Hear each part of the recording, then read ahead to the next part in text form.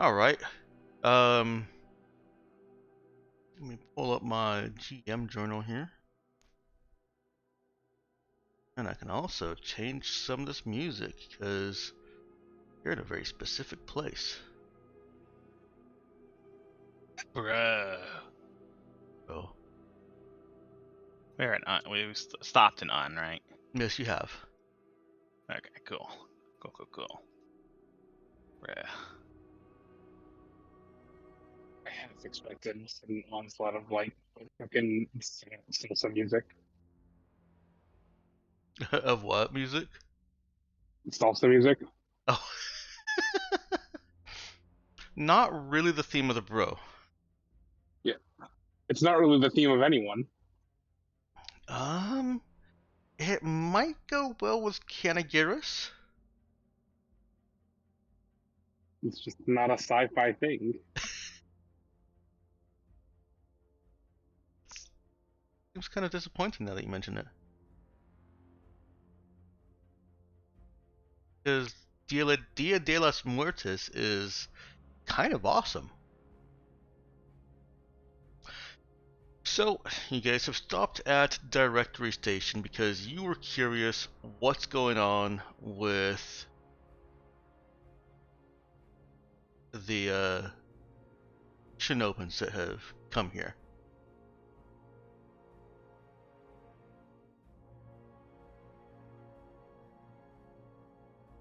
That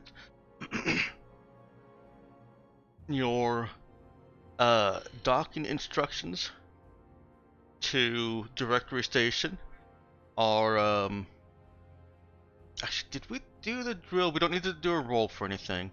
And I did ask if there was anything you guys wanted to do during the drill. Okay, so yeah, that's all done. We do not need to do a drill for anything. I'm pretty sure, or we do not need to roll for anything. I'm pretty sure I can actually just, so long as I have a rudder, I can just freely trim the course, basically. Yeah, to I'm pretty wherever sure we're we went through that. You can trim the course with no roll. Got this. I will say that I spent some of my money and the intervening time making a new weapon. Okay, cool. So I'm just going to add it to my character sheet. Yeah. What did you make? I have made a personalized version of the, was it medium advanced weapon? Okay. So it's just a laser spear. And then when I have some money from this mission, I'll be making it collapsible. Alrighty.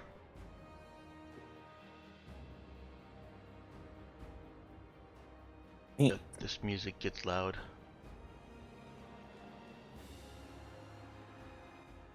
That's good. So yeah, you've drilled into an XXV. That's actually where you heard the news broadcast, and while you were refueling, you decided you were going to approach the directory station and just stop in for a quick chat or visit. You know, see what's up if you can. That sounds right. The docking procedure with Directory Station is very orderly and structured. You're given instructions and expected to let your autopilot just follow them. Takes you to Dock 7B. You know, just because. Gotta have a number and a letter. Yeah, that's loud.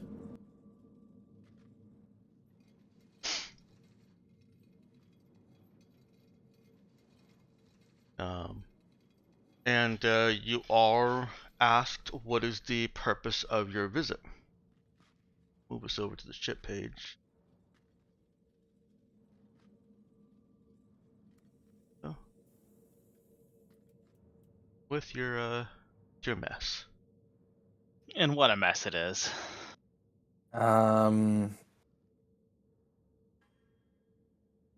Believe we'd basically just say refueling and meeting with colleagues from out of system. Is that roughly correct? For our purpose here? Well, our purpose here was just passing through. Yeah, but we but do need to refill fuel. oh yeah, Yeah, refueling would be done at One of the other. yeah, an actual refueling station. Directory station has a very specific purpose for the bro. It's where representatives from megacorps and planetary governments and just rich people, business owners, oligarchs, um, would come to place orders for production or to check on production. Um, Mm. it has a suite of terminals that facilitate anyone who has even the vaguest idea of what they want, as long as they can, as long as they have a good enough idea of what all would be involved. The computers that they've got, the supply and inventory computers that they have, can pull all of the production facilities on both Mars and Thordis, both planets controlled by the UN, um, to determine approximately how long it would take to get a facility outfitted for that production and online and begin producing the good. Okay. The untrade in bulk, like a bulk, not just bulk, but the bulkest of bulk. like how it can't buy one grav tank, but we could buy 500 grav tanks. Yes. And I think I told you couldn't buy one powered armor or assault suit, but you could buy 1,000. Yeah. Yeah. It wasn't it wasn't even that we couldn't buy one, it's that we couldn't buy just enough for our ship. This is why we decided not to go through with it. We would have needed to buy enough for literally an entire army. Yep. Your ship would be what they would call small fry. Yeah. What's this? Only 100? Minimum's 500, sorry. For the grab tanks, yeah. Yeah.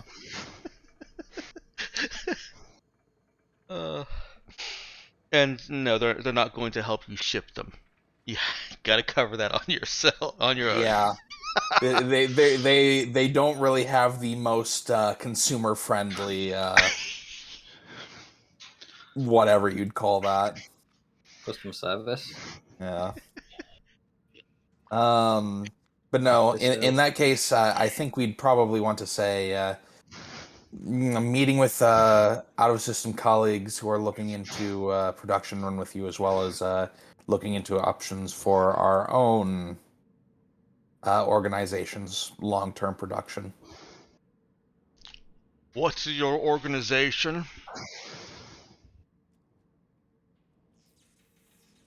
I would probably let the captain answer this one. Okay. Because I'm not sure if she wants to keep that secret or not, and Connor would probably defer to her. Nope. Elena announces that this is a Raza ship, and the 1 second here.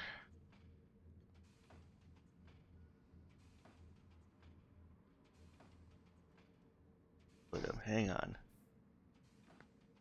Oh, there we go. The administrator, who is staring down at you from the screen, by the way, has pinkish hued skin, is bald, and looks very beefy. The closest analog would be an ogre, but, with decidedly human features. No mandibles, or incisors, or not incisors, canines. Got it. I guess I could just go with the Guardians of the Yes. Galaxy reference. Drax. They don't have tusks. They don't have tusks. That's the word I was looking for. Yeah. Or what's the term? Eye teeth? Oh, is there? Oh, I was confused. Me as eye teeth or eye Eye- tooth. Eye teeth? I don't know. I guess that's actually just a canine. Okay. Okay. Weird. I see that. I've read that in books, and I never quite actually understood it. Eye teeth? Like EYE Like, teeth? yep.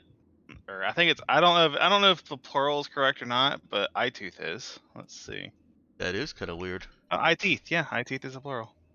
Alright. Yeah, I feel like usually I read that like in reference to like fantasy things that have like strong like I guess it says upper canines being longer, more pronounced. I guess Oh, I guess I see where the eye teeth comes from, because it looks like the teeth are protruding all the way down from the eyes. maybe. Maybe, yeah, that's just my best guess. Well, the Bro don't have that. What they do have is, what this one does have is a quizzical look and taps at his keyboard. You don't look like the Raza. And Well, yeah. no, Sorry. go ahead. Nope, go ahead. No, he was just. We're affiliated with them. We're not the Raza itself. We can act on their behalf, though. He laughs. You don't have enough guns. Ha ha ha. I didn't believe we would need any to come to this place. Are we mistaken? Hmm. Affiliated with the Raza. You are weak. Here are your docket instructions.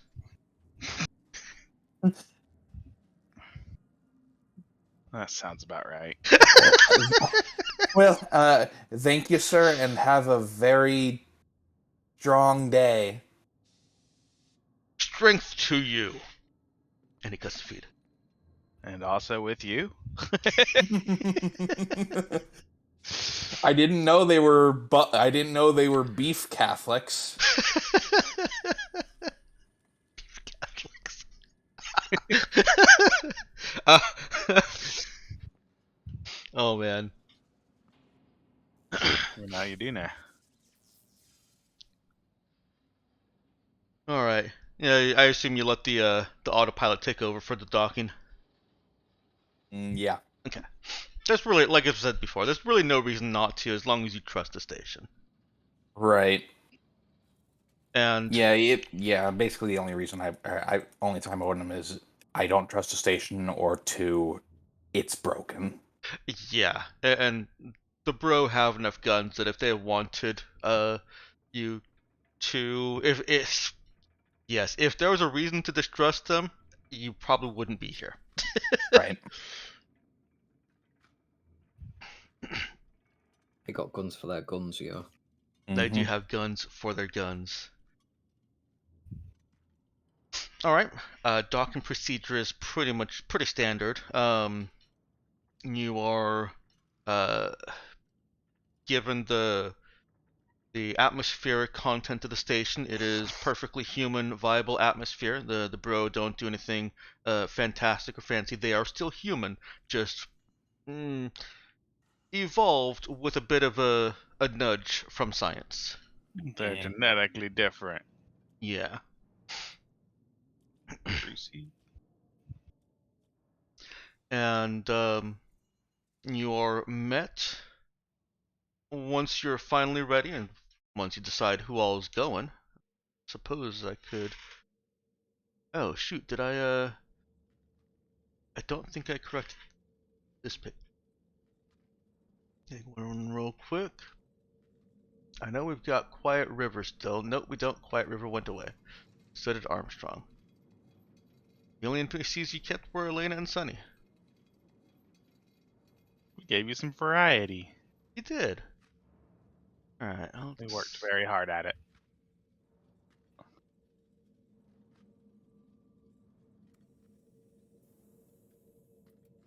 Yep. That's fine, Nox. If Marcus wants steroids, I bet you can get them in bulk here. It's true.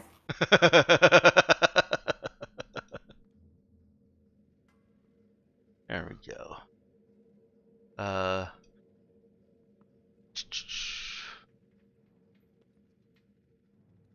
Hearing and Axel was science. Alright, there we go. I'm sure we got 1,000 credits, didn't we? You did get 1,000 credits. Yep. And no Libra. Okay. So, let's repurpose the mess. Actually, I'll just leave that there and move station over here.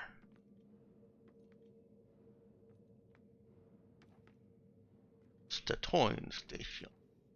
Who wants to go aboard Directory Station? Directory station. So, It is exactly what it says. Figures. Let's get it. It's nothing but directories and directory stores. It is. This is where you do your Assume- inventory. Directory accessories. Let's see. I think this is one of those things that Claire was most interested for. Do you know if are they just going to be late today, or what's going on there? No, Tulare has got family Holiday. obligations, will not be able to attend today. Okay. That's unfortunate because I think this was one of the things that their character was more interested in than the rest of ours. I think the trade component was, but there was some, if I recall, there was some general curiosity about what the Shinobans are doing. Here, I mean, I guess knowing the and their trade practices, I would assume gearing up military. Probably. You know me, I'm always fine with resting on an assumption. Usually. You're a good safe player for that. Mm-hmm. It's like, oh, I know what's going on here. I don't need to confirm whether that's actually the case.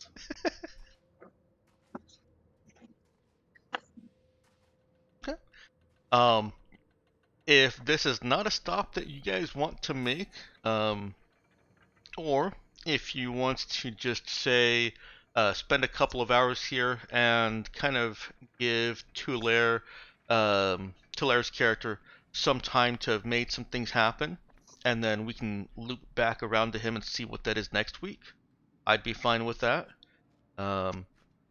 Yeah, I think the problem here is like I kind of assume this would be an Oogie led thing, and I am kind of blanking on what I would want to do here, if anything. Okay, that's perfectly understandable.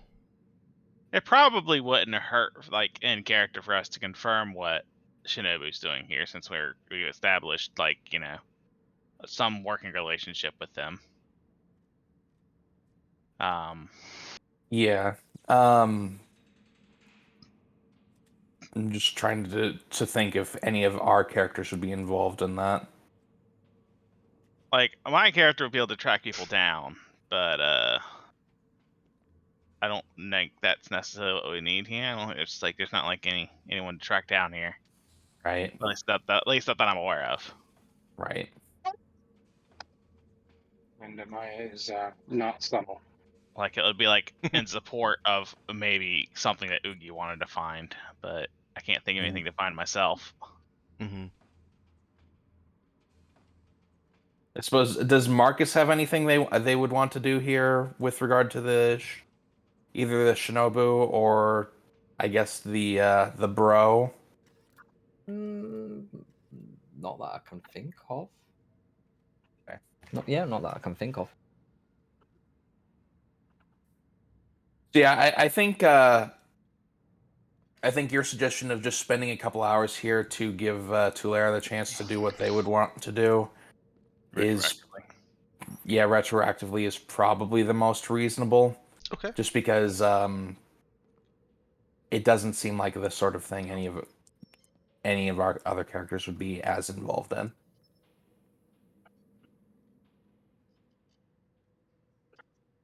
I made you a token, Nux. I just apparently did not get it uploaded. My apologies. For shame. For shame. I'll do that later because there's a little bit involved in getting the token set up so that it's linked across all pages.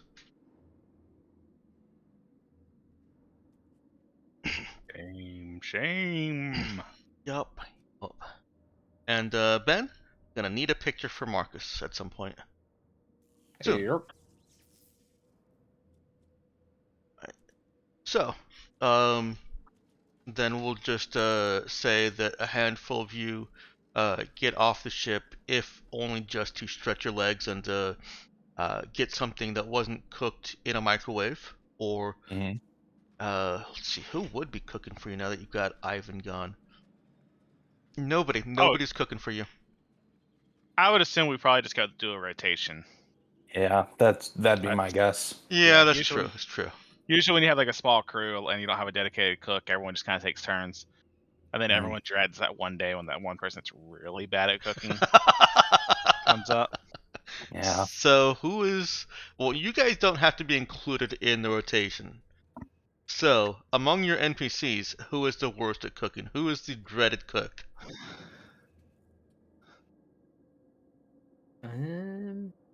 Elena, Notario, Elite Race. I'd say Elena. Yeah, D20 roll cooking ability. You said a D20 roll to what? I mean, For cooking ability. So it could either be really fucking amazing or so extremely, extremely bad. No, none of these NPCs are going to be amazing. Hmm. Oh, I'm talking lost about that- for my own cooking ability. Oh, gotcha. which one of them ran away from a life of taking over their parents' kitchen or restaurant or something? No.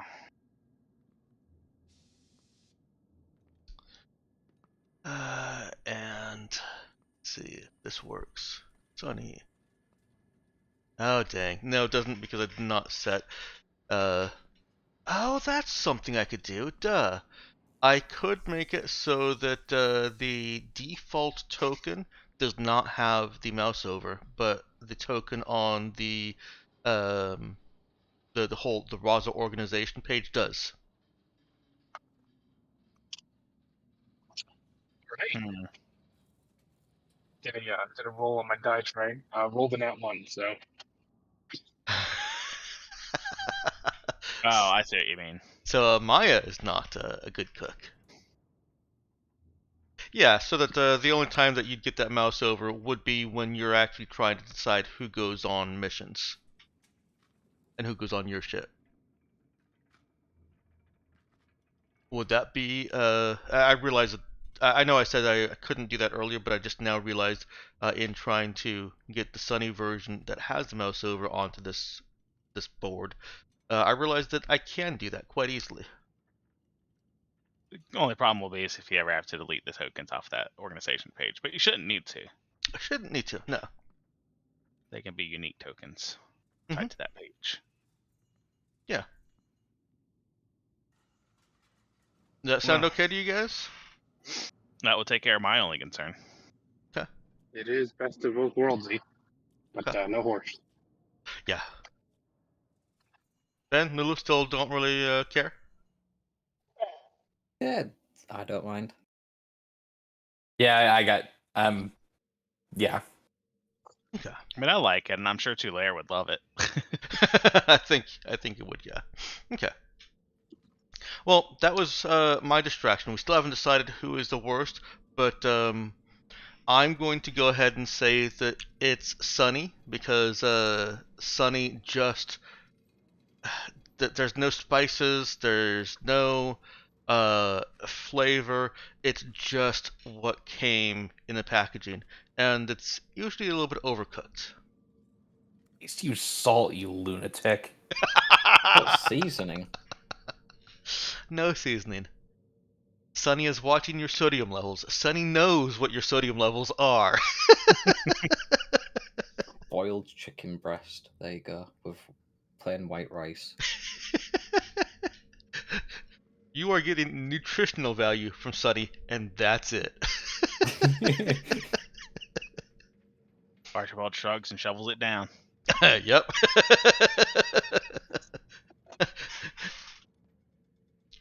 Sunny appreciates that. Sunny will remember that. Hmm.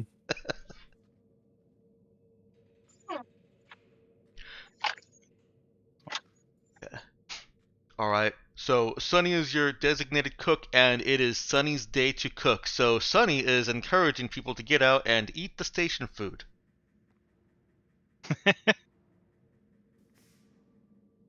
Because she's May doing the as same well thing. already-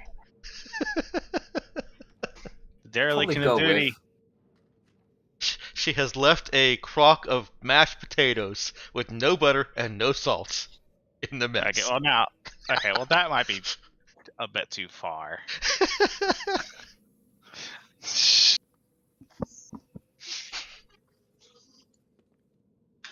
All right, let's go to the fanciest restaurant the Un have. Yo.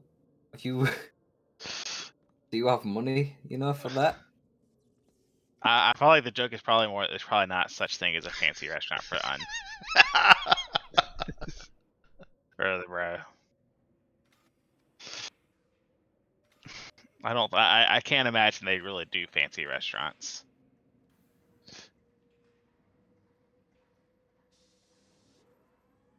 Also, probably heavy on the protein.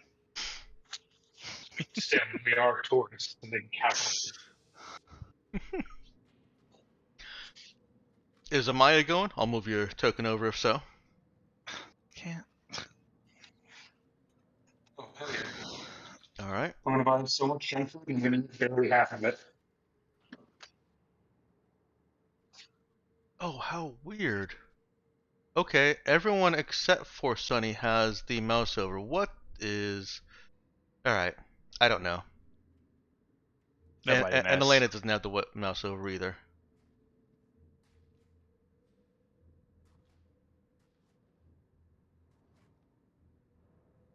Huh, okay. No, I can't split them, apparently.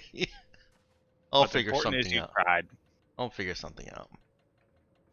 Elena's gonna stay on ship, Natalia also, but Lily Grace and Saul and Axel are all going.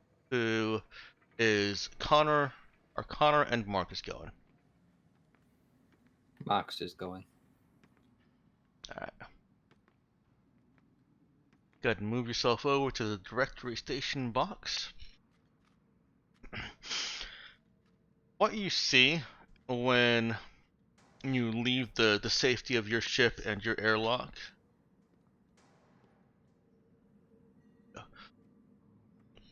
is a clean and straightforward station.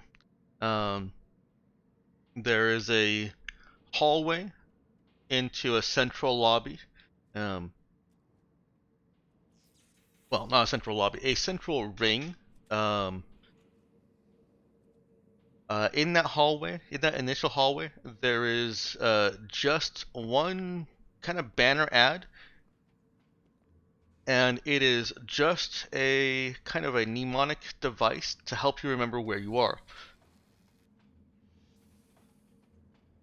Oh, excuse me.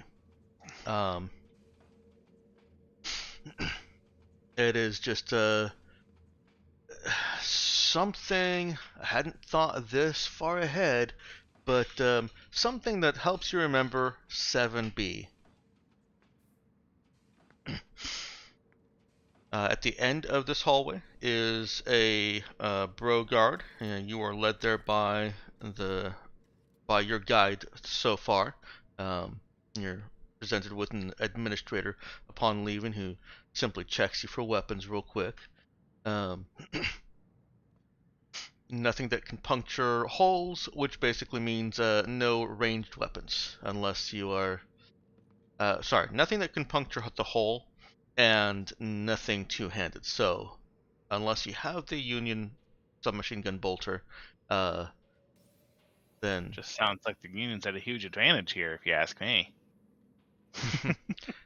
they might. And of course, you can't come on board with combat armor either. I got myself off track. Does that mean, And secured clothing to my sheet. does that mean the spear gets through? The spear does get through. You spent Solid. the extra to conceal it. Was there another question about what gets through?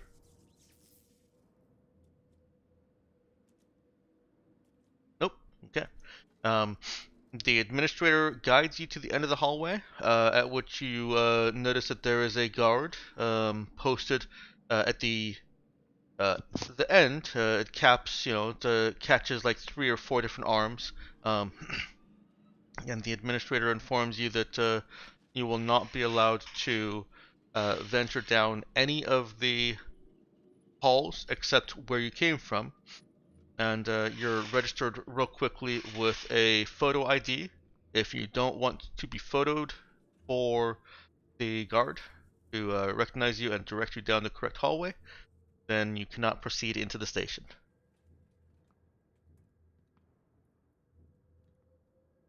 Max don't mind a photo. Um, once you get through that very minimal customs process, your administrator takes you into the ring and informs you that this outer ring represents what few services are available at this station. It's mostly short-term residency, short-term being no more than a week for people who are waiting on a project or negotiating. There are offices and there are cafes and food places. There are no tourist shops here. There are no stores except for basic supplies and basic needs. Um, and that's about it. Going down the ring either side will get you land you at another hallway, down which is the actual central hub, which is just a big circular room with all of the consoles anyone would need to assess inventory, supply, production ability, and make purchasing decisions. Also within that central hub is a shuttle service that you can that visitors or business people can utilize to go down to the surface, because business isn't actually done at Directory Station, just the research. You have to go down to the planet to finalize any contract. Now, bearing that in mind, you guys aren't interested in any of that. It's all just background. There are some nice restaurants. They're definitely not fancy, but they are flavorful. And if you just want to wander around and look for something, you can find analogs of most human foods. Meowkin was right. They are very heavily protein based, but there are also some very few plant based restaurants. The I'm gonna go to the prices. plant-based restaurants. Okay. The prices are very reasonable. So reasonable, I don't even. It'll be operating costs. It's fine. Yeah, it's just operating The costs. or travel expenses. There we go. Mm-hmm. We'll expense it to the Raza. Yeah. We'll say that it's Yeah. Elena's treat.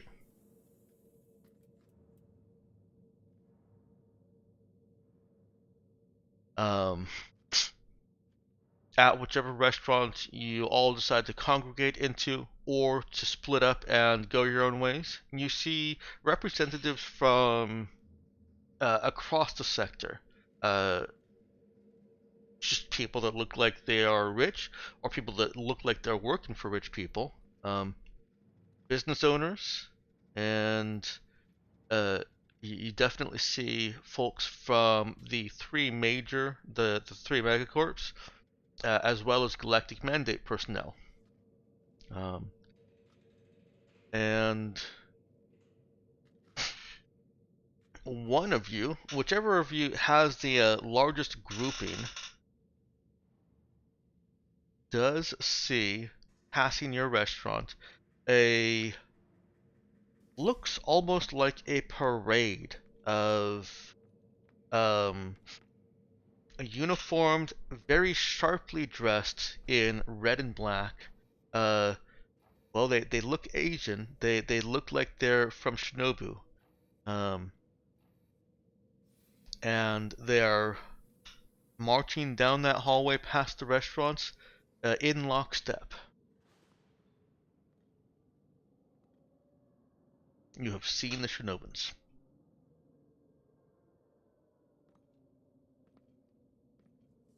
They're All right. definitely dressed to impress. Dressed to impress. But impress who? I doubt the bro care. Well, they look like they're dressed for combat impressment. No, fair enough then. Oh, we No couldn't one wear else just I feel thought we elite. couldn't wear combat armor. They're not wearing combat armor. Sure they aren't. But those that are more culturally knowledgeable can see that they are wearing a ceremonial battle dress. And they do have their melee weapons tied to their waist or slung across their backs. Well, they looked very dapper, I would say. But I'm curious where they're all going to. Wonder if there's like an event or a meal they're heading to.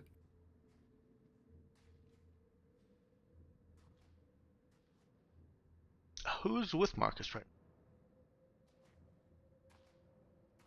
Marcus was at one of the plant-based restaurants.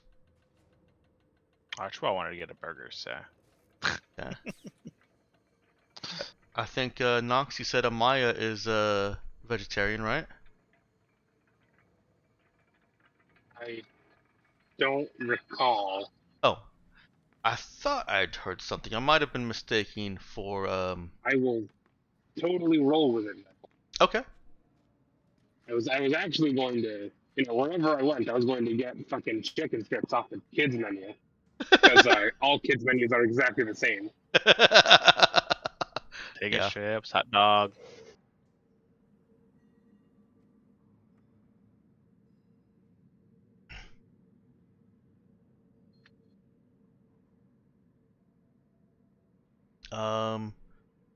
For reference,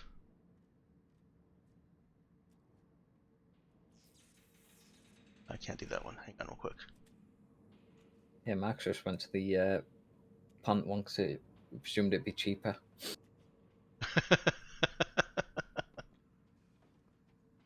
He's using company credit card, but not going wild.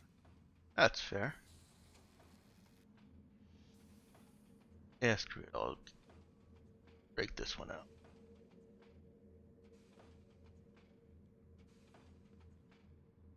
That is the style of battle dress that they are wearing.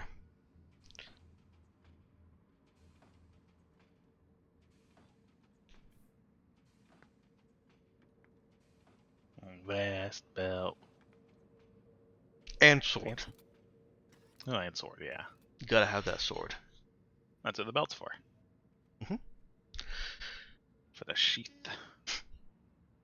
Alright, I'm gonna put you guys down here, and Sunny has joined you on the plant-based diet. So has Wenzel. Look, you just add spice to it, it'll be fine. Uh, perhaps, oh man, words, hypocritically, Sunny is getting a very seasoned dish.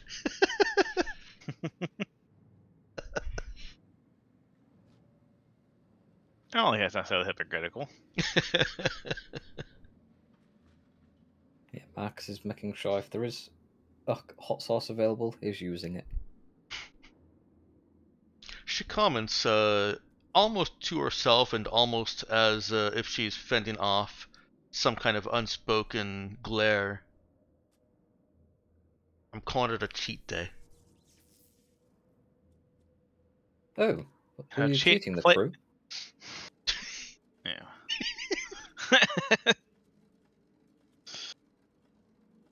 She stirs at the noodles with her fork.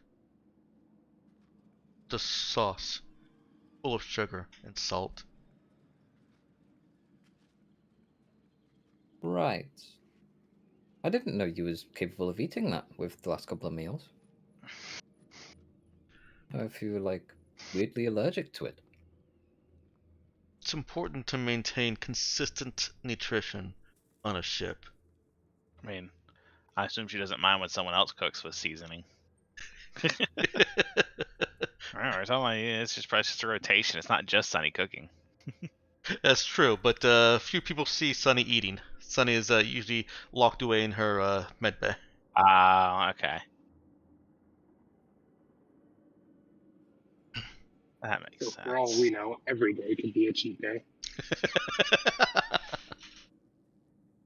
She does quickly put away her food if she is caught eating in the med bay, because you're not supposed to be eating in med bay. I mean, unless you're like literally bed resting there, but it's not supposed to be your place of dining. Come on, we all know realistically she didn't have time to go anywhere else. I mean, gotta keep that shit locked down. Don't want anyone like sneaking in there, grabbing stuff. And by we all, you mean Marcus knows? No, don't know what you're on about. Max is a good, upstanding citizen. Yeah, Sonny looks over at the congression as Marcus comments on it.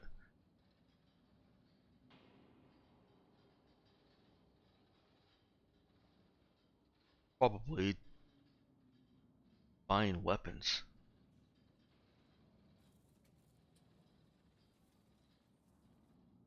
I mean, wonder what kind of weapons to be buying from here, though. Are there any specialties here?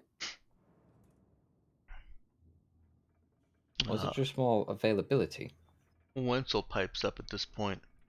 Yeah, it's all availability. They have everything here. And he starts reciting production capability statistics of Mars and Thordis until somebody shuts him up. Very interesting. I'm sure that'll be useful for someone. I'm sure if Max will look around, is Oogie around? Nope, Oogie is off doing his thing. Yeah. I'm sure if Oogie was here, he would be fascinated to go into that deep with you. But yeah, maybe save the conversation for him. Yeah? Oh yeah, Yeah. Good. So what? okay. Is it just a case of like maybe you can get things produced here quickly that you couldn't get elsewhere? Just like there's surplus here? Or is it just their ability to output at staggering volumes? Sunny again. Well, we contracted with them several times in the Astos Navy. If you've got a specific part you need, and the manufacturer is nowhere to in the sector anymore, they can figure out how to make it, tool up a workshop and a production line, and pump out thousands within a few weeks. Oh. So they Make. Oh. And it's not just 3D printed crap. Although, in this future, 3D printed crap is still pretty good. Just want to point that out as as a setting thing. So if you need something, they've got it for you. And if not, they'll get it for you and make it. Interesting. From Wenzel again, it's like they'll build a factory to build your parts. And I'm guessing they've got a lot of experience with, like, disassembling these factories to repurpose them then? I've got to imagine the amount of effort that goes into these would be great, and I'm sure they'll save the information for the future. Yeah, But- so Sonny shrugs, and Wenzel just kind of. I didn't read anything about that.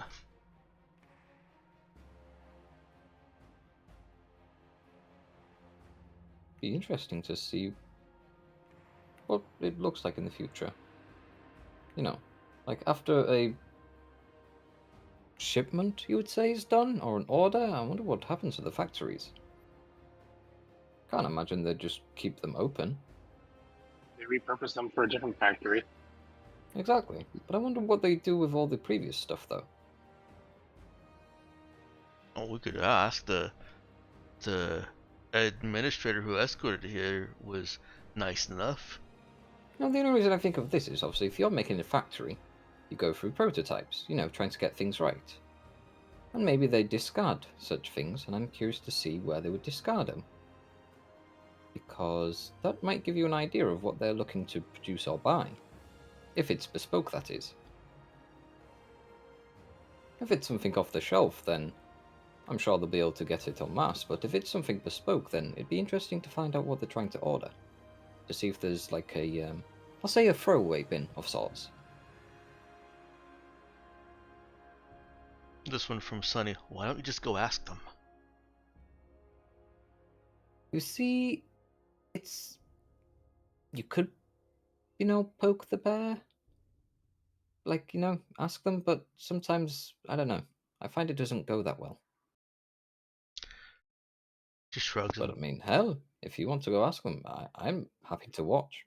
she shrugs and puts a fork full of spiced noodles in her mouth. Be careful with that. It's got flavour, Merge. I'm sure you will.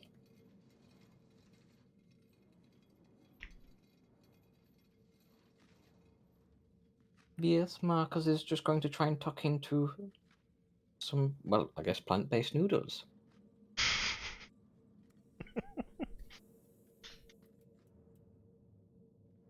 Alright. And if there's nothing else, nobody else wants any interactions, we can depart Directory Station.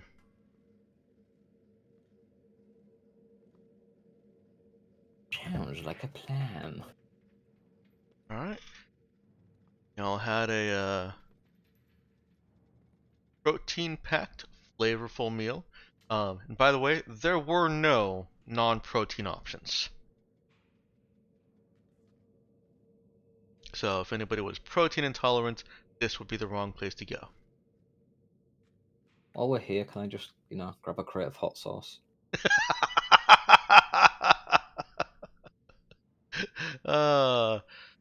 Much to Marcus's dismay, or maybe not, there are none for sale. Is he going to try and just take one? He'll ask, how much for a bottle of your hot sauce? You get a very direct response. It's not for sale. How much can I put on a meal? Is there a portion control with the amount of sauce I can put on a meal? How much do Are you you want just- on your meal? Are you just planning to put a giant amount, like, in a to-go box and then leave with it? Maybe. As much as I can get. Huh. Okay, I'd like to see this. Here. Thunks a fresh bottle of the hot sauce down. How much can you eat?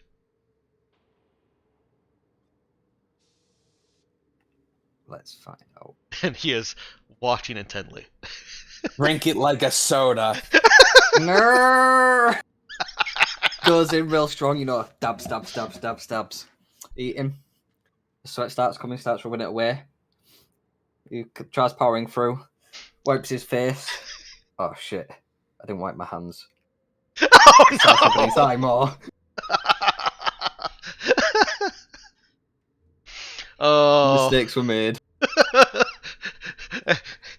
Marcus probably can't see, but can hear that there is. He has drawn a crowd, and they are having a good old time. They are laughing at his pain. Schadenfreude. Yeah, he like grabs a cup of water, puts his like other hand in it, like, you know, gets some nice water, and it starts like rubbing his there. He just yeah. Fuck. None of them are trying to help him. Sunny does come over with something from her medkit and tries to help him. He'll accept it. Begrudgingly, but accept it. Yeah, she swabs at his eyes with something that stings at first, but then gives him, you know, clear-ish vision. It's gonna be blurry for a little bit. But the stinging goes away after that initial sharp sting from the wipe.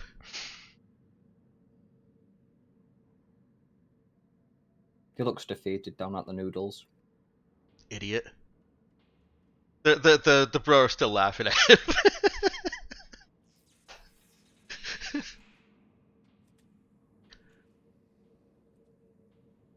And to anyone who wants to go for this challenge, it's open right now, you know? And he'll kind of look towards the dude laughing. Isn't that right? There's a challenge going. Whoever can, you know, manage to get all this down in 10 minutes gets a free meal, right? The laughing dies slowly. You challenge me? Oh, no, I'm letting other people, you know, buy food for you. What is the challenge? Tell me. You know, you've never had these challenges before, where you try to eat some hot food in a short period of time, and you get a cool shirt at the end. Looks around incredulously. The challenge is to eat food? Yeah, but you try eating this. Challenge accepted. Oh shit.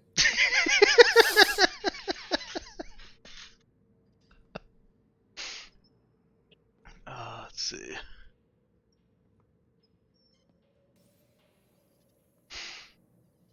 A moment here.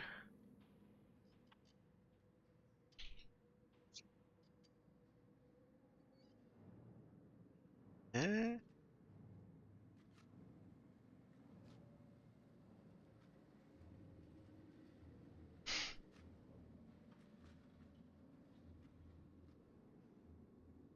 Pardon me. And the bro who has accepted the challenge sits down in front of. Well, what did Marcus do exactly? He had a to-go box and a couple noodles in it, and he just started pouring the hot sauce onto it. Basically, imagine the least amount of noodles you could buy Mm-hmm. to you know, make it a meal, and then put as much hot sauce, literally like half a bottle in. Okay, so it Because is. basically, he wanted to like eat some of it and then take it away with him, so he could, you know, just take the sauce for other stuff. Imagine soup, but instead Yeah. of broth, you have hot sauce. It's hot sauce Basically, noodle yeah. soup. Basically, is what he was going for. He wanted to use that broth for other meals. Okay, so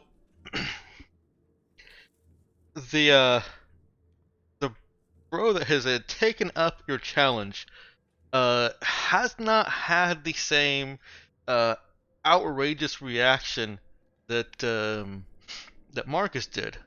He had enough self-discipline and poise not to go and wipe his brow with sauce covered hands, because it is literally evaporating off the noodles onto whatever's nearby.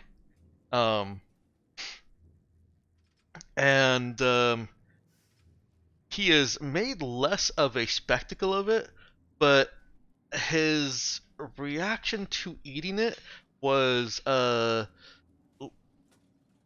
he didn't handle the actual heat part of it as well, or the taste. And he oh that is foul. Human, how can you oh human, Pain makes you stronger. you have won. Don't feel like I've won. What do you want from me? I was wanting a bottle of hot sauce. I don't have a bottle of hot sauce. And I owe you. Or you owe I guess, in this case. A favor for the future. I don't know. I'm not really in the mind's still not in the mind right now. I'm gonna ask if anybody nearby would have any context for, has like the kind of cultural connection context for knowing bro law, or would otherwise have read up on bro law. I'm guessing it's all about challenges here. I think he owes you a life debt. Shit. Not quite like that. So nobody would have tried to get themselves up on the laws of this little location here. I think We had Oogie no might. Not have. I mean, Max's I'm not on forte. the station, so I don't know that my opinion or my background matters. Yeah. Well, Yeah, I definitely not got no Max's intention of forte. He stopping came you. for food and then just got into this mess. and what were you saying there, Meowkin? Oh, I was just saying, it's like I don't know. I certainly didn't do my homework. I didn't plan to stop here. All right. And what about Amaya? Oh, no, not a chance. I couldn't hear that. Sorry. No, not a chance. Okay. All right. So then, Wenzel sidles up and quickly recites one of the bro laws of might, the law of defeat. Oh shit, this is a real thing. that's, that's a real Probably, thing. yes. And he just whispers real quick. You can take something that he has on him. That's it. What does he have? I'm still playing it off as Max is like still squinting, you know? Like Drugs. still sweat coming off his head. Just everything's a bit of a blur. Pants, a belt, a shirt. He's got a big knife. I'll take the belt. No.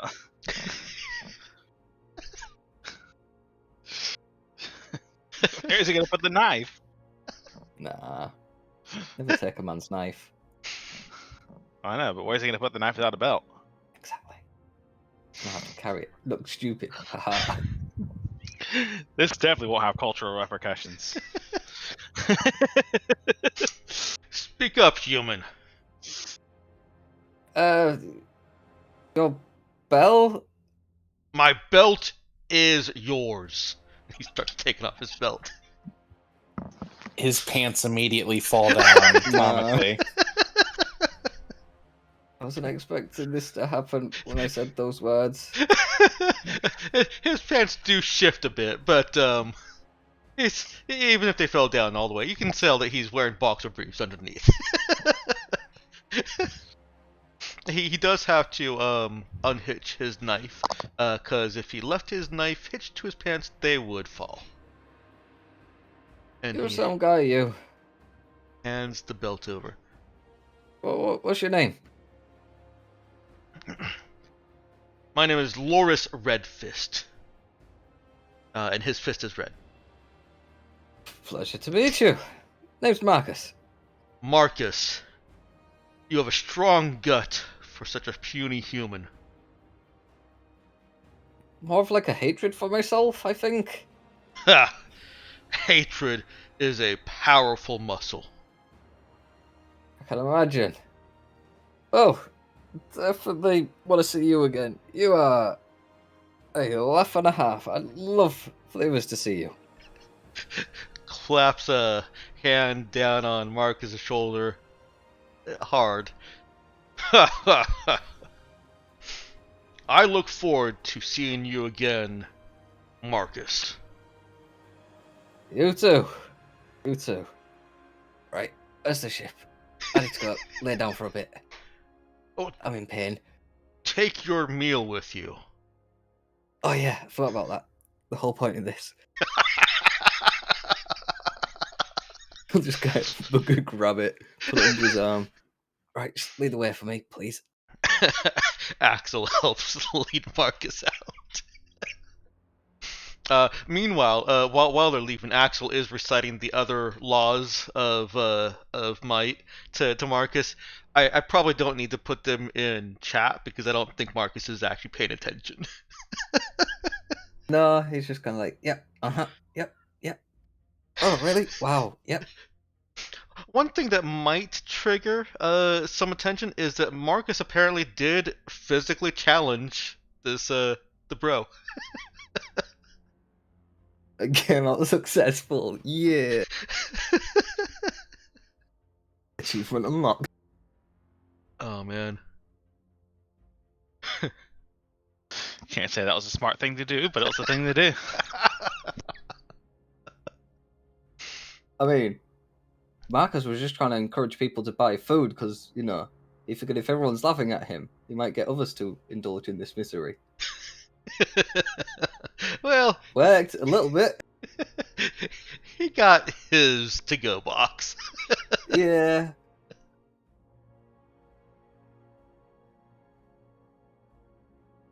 Yeah, Max is just gonna go back to the ship, hang the belt on the locker.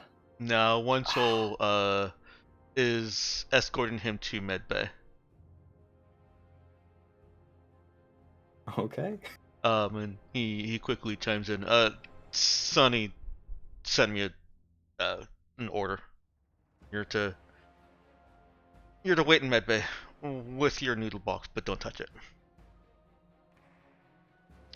Okay, no worries.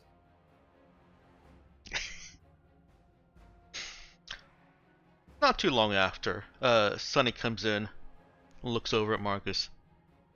You're still an idiot. A successful idiot. Successful idiot. You want me to get those noodles out for you so they don't... Yeah, can you freeze these? You know, put them in the fridge, whatever. Let me take the noodles out and then we'll put the rest in a bottle for you. Yeah, appreciate it. Got the tools here, just don't tell anybody I'm using the same equipment that will give you a blood transfusion to extract hot sauce from your noodles. I really hope she cleans that up before the next transfusion. Do one spicy transfusion. Don't worry, Sunny's a professional. She knows what she's doing.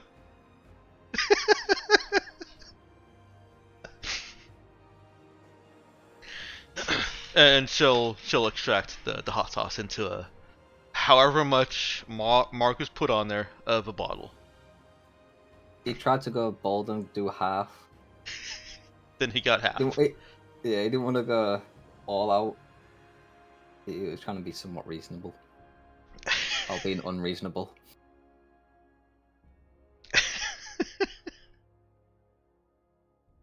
Alright. Everyone else makes it back onto the ship after a varied amount of time, hour, 2 hours, depending. We'll give Tulare enough time for Oogie to have noodled around, pun intended. Oh, speaking of puns or intentions, at the very least, Lulu, you weren't here when I announced this, but I did add NPC dialogue or crew dialogue to the mission that you're on in the planning channel.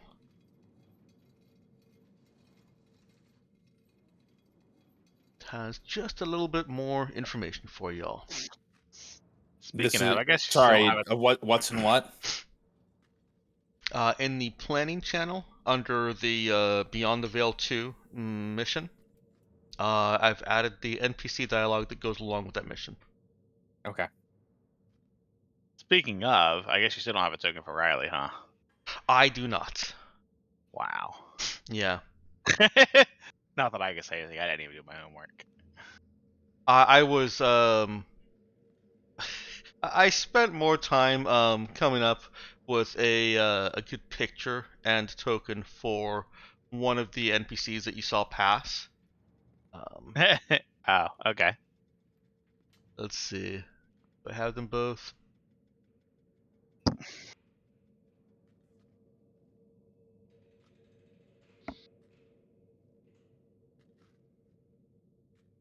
Wait, what?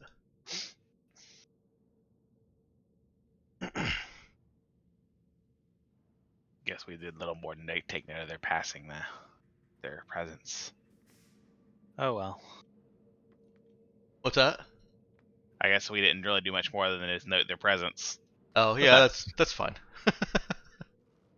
But it's like whatever.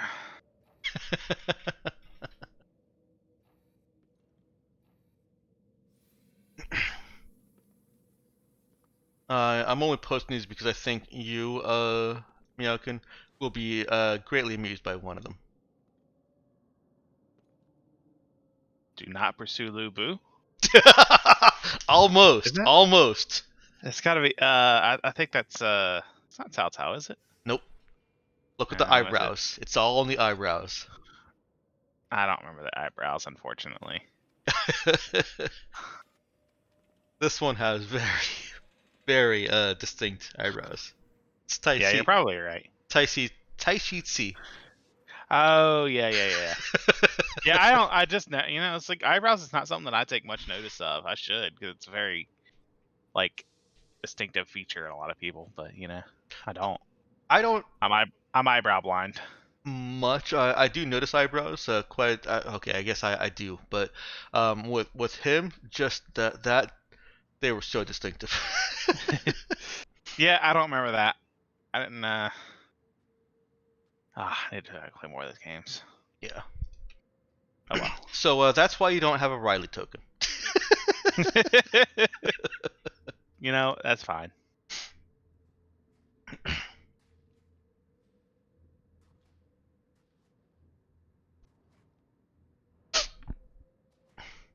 All right. With everyone back on the ship, you're all fueled up.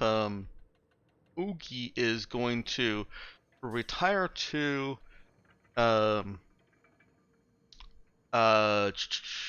well, let's just put him on a bunk in barracks and hope nobody goes and bothers him. Okay, Archibald goes and bothers him. All right, then he goes to the captain's office. Just kidding. I don't do that. That would be crazy. I know. Oh, and Marcus is released as soon as Sunny's been able to extract that. She just... Does Marcus have notice? Nope. Okay, alright. Then Sunny was just apparently being very kind and friendly and helpful to him. I have heal +2. That's what I have. So if I know she was using tools Okay. incorrectly, then maybe. No, go ahead and make a wisdom heal check. I roll 3d6 on the heal now. Yay! Oh, we don't even need Sunny on board then, huh? No. If we can trust Marcus. I don't. It might take us a bit to trust Marcus with drugs. So some of the separation that she was doing, looks like she was more concerned about the interaction between long-term interaction between the noodles and the sauce, and it basically, one, ruining the flavor of the hot sauce, and two, spoiling of a sort. She was making sure that it didn't become rotten and make him sick. No. Only because it caused her pain later. But no. Nah, I don't want to be dealing with this later. I think extreme spices are actually supposed to prevent rot. Yeah, that's why she had to remove the noodles, because something unscientifically scientific. Okay.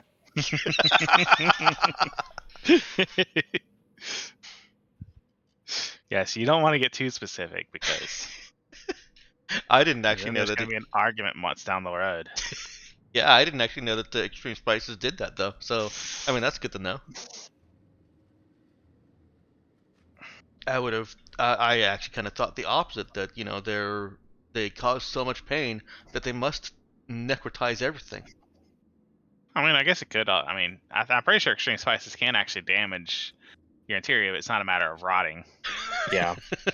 True. It's not like necrotizing. It would be like just physically damaging.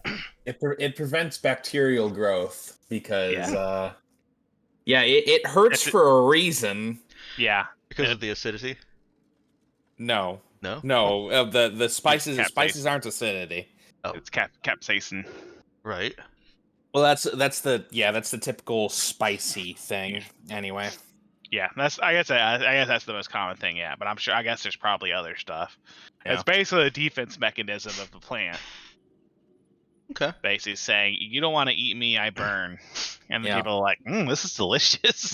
But it's a good pain. All right. So, what would be a non-endearing reason for Sunny to be separating the noodles from the spicy sauce for Marcus? Do you want super soggy noodles in your hot sauce? Well, That's disgusting. That's not the concern. That would be endearing. that she is concerned for Marcus in that way. And this has to be a non-endearing one that basically reduces her workload. Honestly, she could still be worried about the noodles like going bad in there for other reasons. Okay, so even though the spices prevent that kind of thing, the noodles could still go bad, and yeah, I mean, I can't imagine they'd actually completely prevent anything. It just deter it. Okay. Yeah, that's basically how it is. Okay. Yeah, she's being judicially cautious about that. It's the same principle as like dunking things in salt, you know? Okay. I mean, like pretty much literally the exact same principle. Yeah, it won't last forever, but it'll last longer because there's less bacteria forming. Yeah. Or less bacteria surviving. Yeah, the salt's also, you don't need to remove the water and such, but I guess it's slightly different principles, but same general idea. Right. Same intended result. But wasn't removing the water also just basically to make it less viable for bacteria? Yeah, it's all to prevent bacterial growth. Yeah, dang tiny little critters. Tiny assassins. The tiniest assassins. All right. Let's take a look at what this jump from to Unvq looks like. It's just a 2-hex jump. We can't go more than that, so. Yep. Not with that attitude, we can't. No, we have a drive 2. You don't have Starfare 2 yet? No. Okay. I'm not getting Starfare 2 until like level 5. Okay.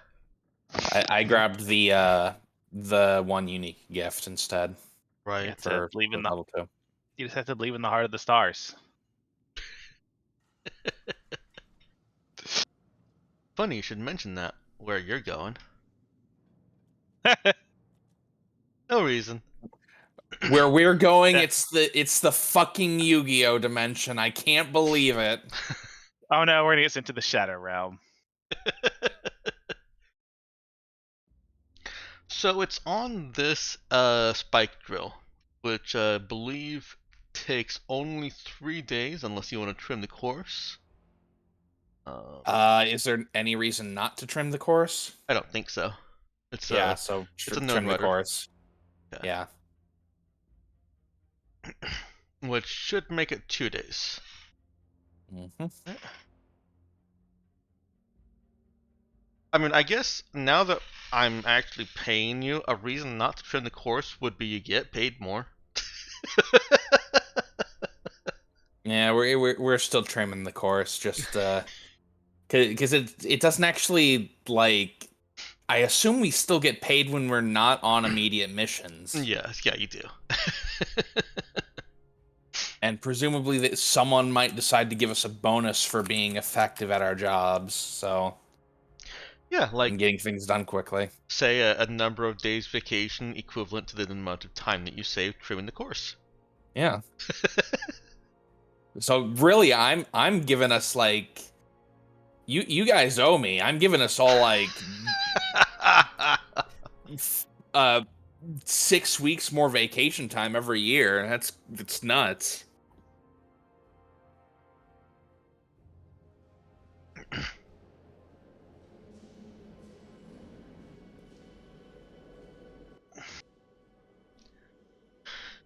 All right. You'll arrive in Anricu, and hang on a second. And from the point of your arrival, can see that well, there's more going on at the planet. Still, at least a day away under normal speed. But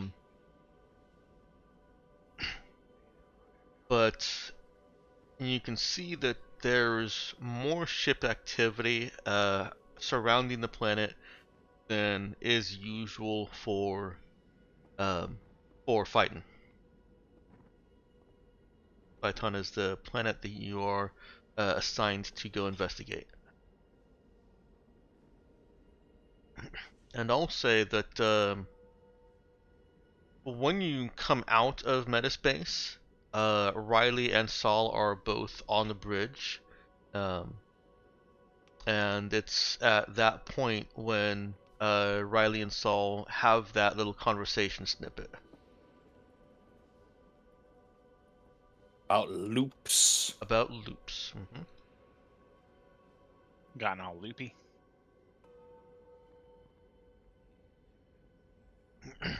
On being asked, "What did you do, Saul?" Saul goes silent and just looks in the direction. Well, looks at the screen, which is presumably pointed in the direction of the planet.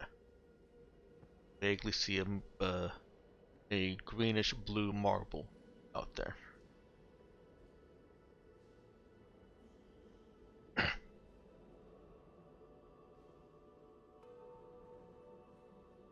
Elena turns to y'all. You've all been asked to assemble on the bridge. What's his plan? Expected to be blockade.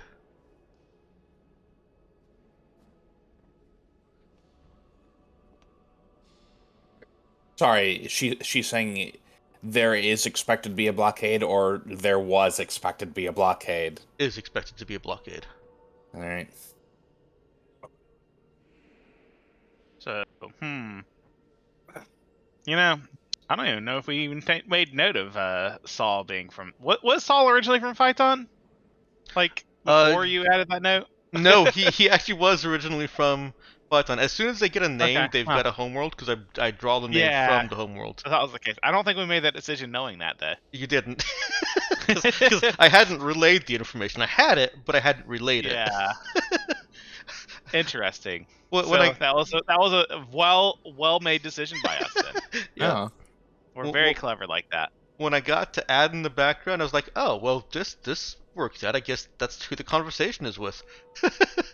Yeah. It also means that he probably has some idea of what this is, if it's what Riley's describing. Yeah. Now I'm kind of curious what sort of bedtime stories they have that would spawn a Lovecraftian horror, but I don't think this planet was ever just quite right, was it? But the stars were. uh, I missed the last part of your statement there, Yakin. I was just saying that this, I don't suppose this planet was ever just quite right, anyways. Right, yeah. Oh, it's had like death cult and stuff, right? Yes, it does. planet might, I and then I said the planet might not have been right, but the stars were. Yes. Gaze into the abyss, and the abyss gazes back. Yeah. Oh, All right, son, let's see. of course.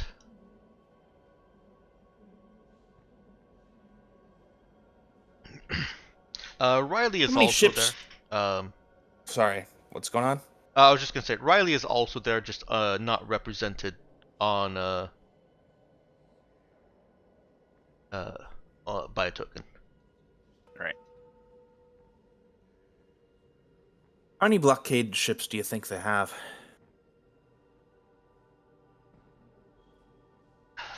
All eyes turn to Saul. If this is what I think this is, the church will try to keep all stories and any kind of footage of it from reaching space. It will probably be the entire theocratic navy. And that means Oh, Titan is not a large navy. It might be a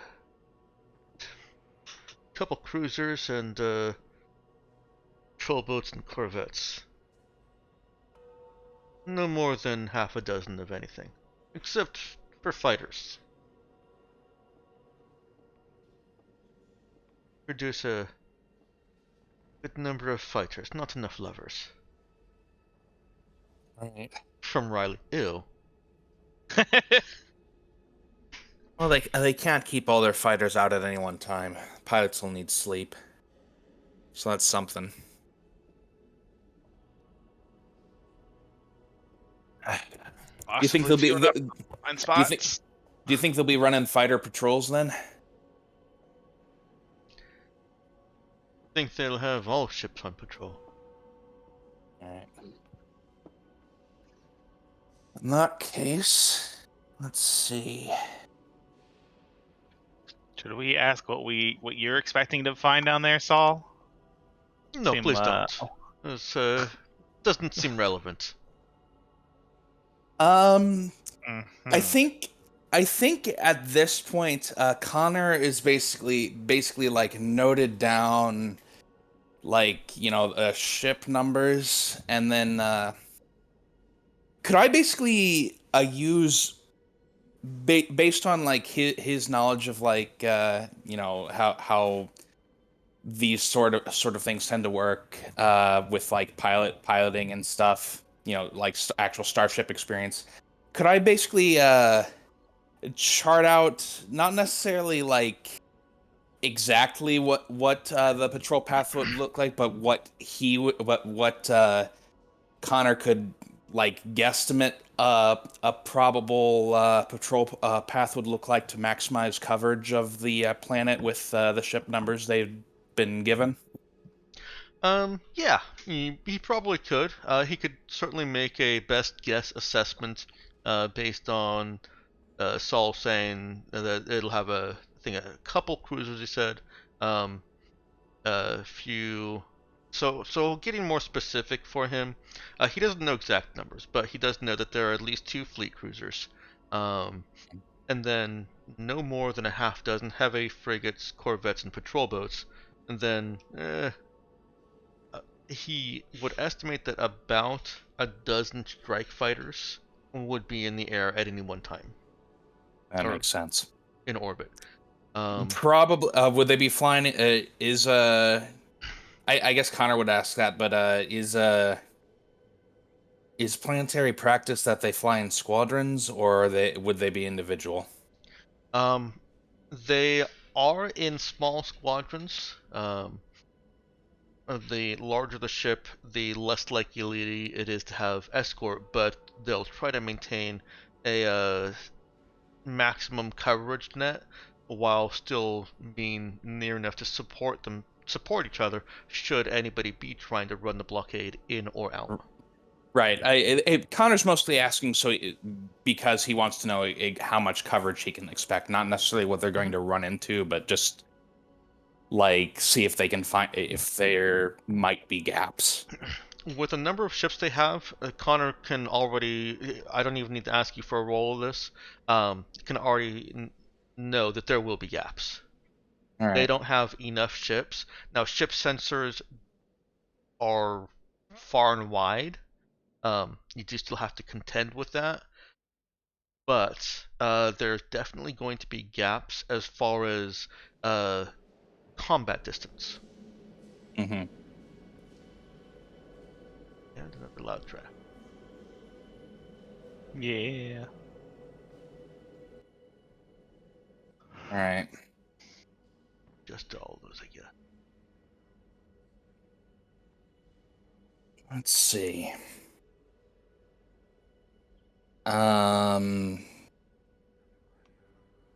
Well, the ships they have there, there's probably a way. There's almost certainly going to be a way through down to the planetary surface. My thoughts are it might be possible to go to set us up on an intercept for the planet, and then run the ship quiet for a little while. Reduce the chance of being detected. Once we get near enough, we'll need to fire up the engines again and see if we can get down to the surface. But if we get near enough, we might be able to find a gap that would allow us to do that without being pursued.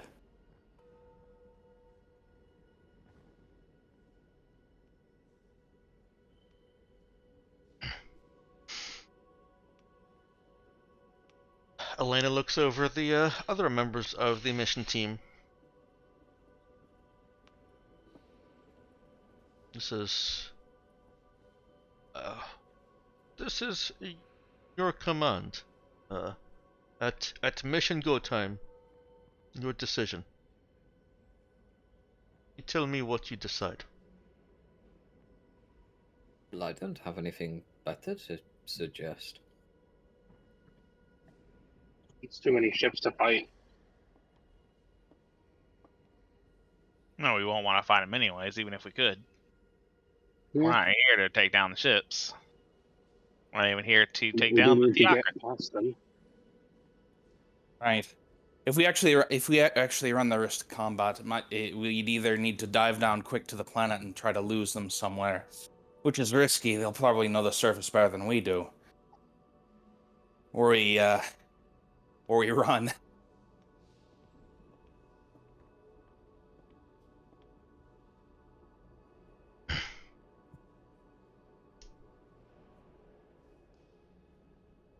Um, Saul speaks up again. If we get closer to the planet and can get scans on where the fleets are and where the cities are. I know most of the cities. I can find us good places to settle in and hide. Oh, that does Right. answer my other question of whether we'll be out in the wilderness. Yes. Phyton has extensive anti-ship weaponry that we do not want to tangle with. Starland's defense system. Right. One good hit from those, and I'd probably take a ship out like this out and well, quicker than I like to think about. Is it safe to assume the local language is that's Tamil Brahmi? Yes. Tamil Brahmi? Oh, fun. I suspect none of us speak that. Good thing we brought Saul. Better call Saul. Mm-hmm.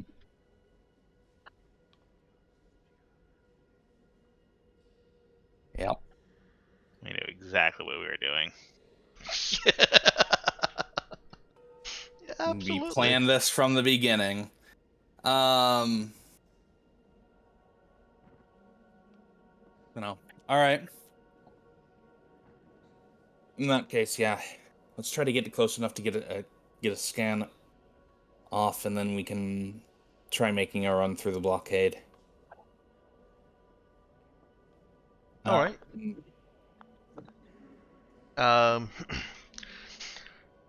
You're in the unique, maybe not unique, but the uncommon position where there's enough going on in that region of space that you can potentially get positions on them without actually mechanically entering and being and them having the opportunity to spot you.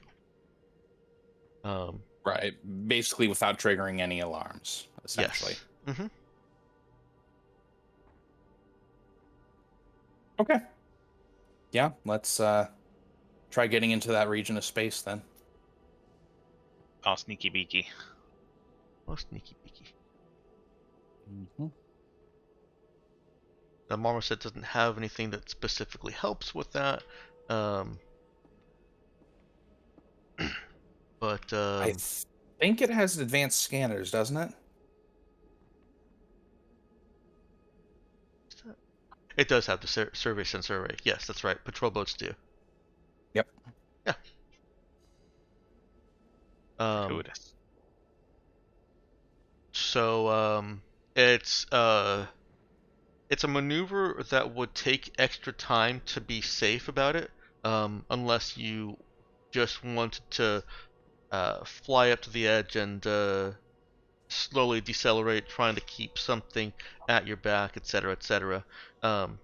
I guess what I'm saying is you've got two options. You can either take the slow and easy route to get there and get your pings off of the ships, or you can try and go a little bit more directly and a lot faster. Would Connor think he can bring it in fast, bring it in quickly but quietly? So quick but quiet is going to be a difficulty 10 pilot check to try and basically use some kind of background uh, uh, energy source or emission in conjunction with the metaspace noise to obscure your signal from all the ships that are there as you just like kind of briefly barely touch the edge. If you take a more tangential path or parallel path, it's only difficulty 6 pilot check. But the first option will take you only as long as it takes to get there, which is 1 day for you guys.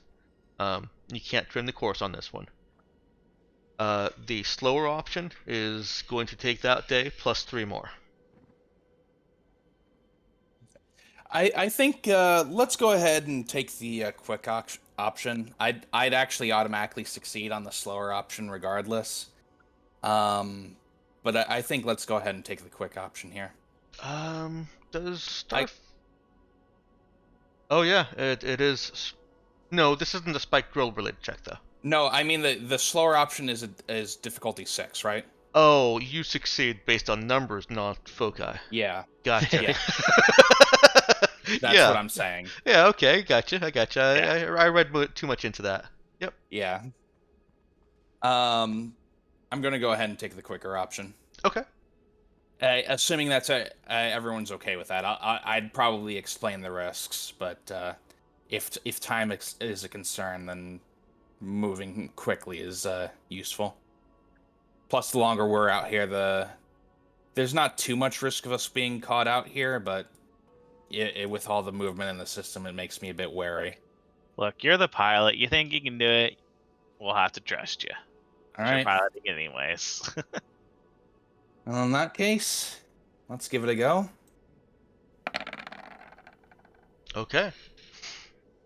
You want to fine. give me a small description of what kind of background noise the ship is framed against, where it does not look like any kind of anomaly for ships across an entire, the entire orbit of Phaeton? Yeah, or let me actually double check Phaeton system details quick, Mhm. because I don't have sectors without number open right now. That is over here in NVQ.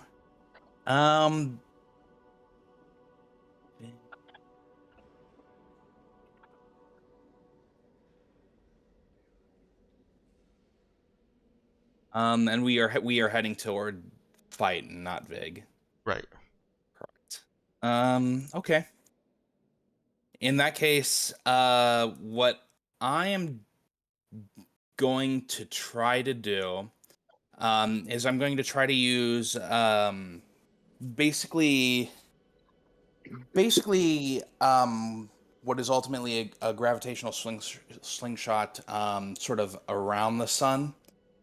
So I don't head straight for Phaeton exactly. What I do is I take a path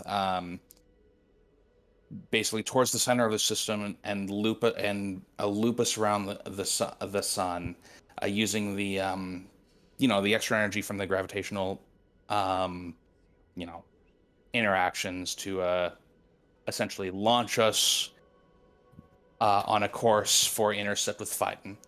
At which point I do slow the engines and not shut off the heat drain or the God, what is it? The Heat sinks. yeah, the heat sinks. Yeah, Not we not don't shut do them that up. in this sci-fi. Oh, that's not the stealth concern here. No, that's not the stealth concern. I personally, as a person, really dislike the aesthetic of spaceships with heat sinks, and so I want the more sci-fi ships. So I'm ignoring that entire side of physics. Okay. So all right. So if heat release is not a concern, then I'm basically just using the gravitational interaction to launch us at Phaeton, and then basically shut off the engine, so we are not really much more than basically an elongated comet to sensors, if any sensors even pick us up. Okay. Yeah, picked up by the planetary defense grid and destroyed as an asteroid. Yeah. I'm just kidding. Presumably, we've done something to account for that. Yeah. Yeah. Connor is able to put you in an orbit that just barely brushes outside of the region, but because there's enough activity down there, you're able to pick up on what exactly you're looking at their blockade. Um, and it's about what Saul said. The numbers are actually more in your favor than his estimates. Um, Not that the specific numbers matter, but they've got 2 fleet cruisers, 3 heavy frigates, 5 corvettes, 5 patrol boats, and 13 strike fighters in the I air at think all we can times. take them head on. Yeah, let's do it. Yeah, of course. We should take a break now so that I can prepare for that. No, we're not. No, you're right. I wouldn't actually need a break to prepare for that. I'm pretty sure we'd just all die. Yes. Not sure with that attitude. Just time skip and cut back to the Raza. Yeah, pretty much. Mm-hmm. However, we are actually at 1 o'clock, so it is a good time for a break. Oh, so now you actually want to take a break? I do, but before we do, oh, excuse me. I would like to ask if you're still trying to, if you're still planning to, look for an opening to sneak in, or if you've suddenly changed your entire tactic and are intending to just blaze through. Pretty sure we still want to sneak in, right? Like this theoretical blaze through. Oh, what was that, Knox? I made a joke. Oh, sorry, I just didn't hear the words. Yeah, let's came in muffled. Oh, I said I do like this theoretical blaze through tactic you're presenting. It's definitely more actiony.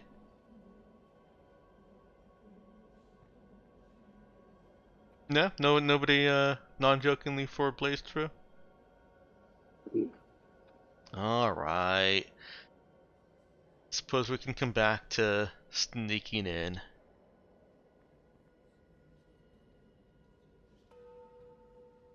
Well, I haven't actually heard Lulu say a word since I asked. What's going on? Oh, I was just confirming that you were intending to sneak through and not planning to just blaze a hole through there. Yeah, there's no way that would work, at least not with this ship. Okay. Alright, let's go ahead and take a quick 15-minute break, and we'll come back to you taking some time. It is going to take longer to sneak through, but we'll come back to see how long that takes and what kind of a landing you can make.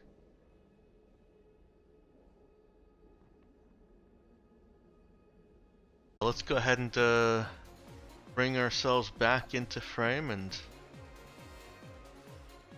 figure out how good you're able to, how good of a path you're able to find to the surface of Python.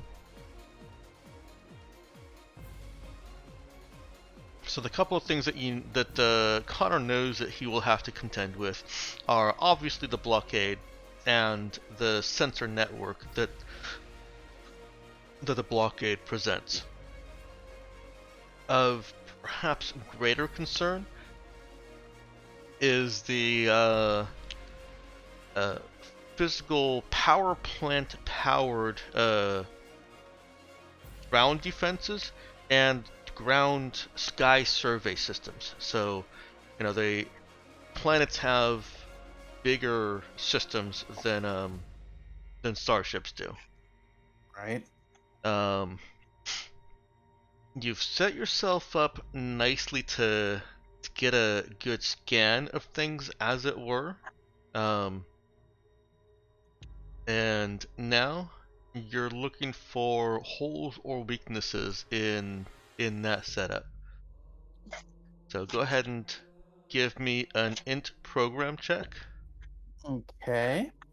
and you do get your survey sensor bonus on this. Which is a +2. You're +2. The minimum that you need to reach in order to find a path in that does not have you confronting ships in the blockade is an 8.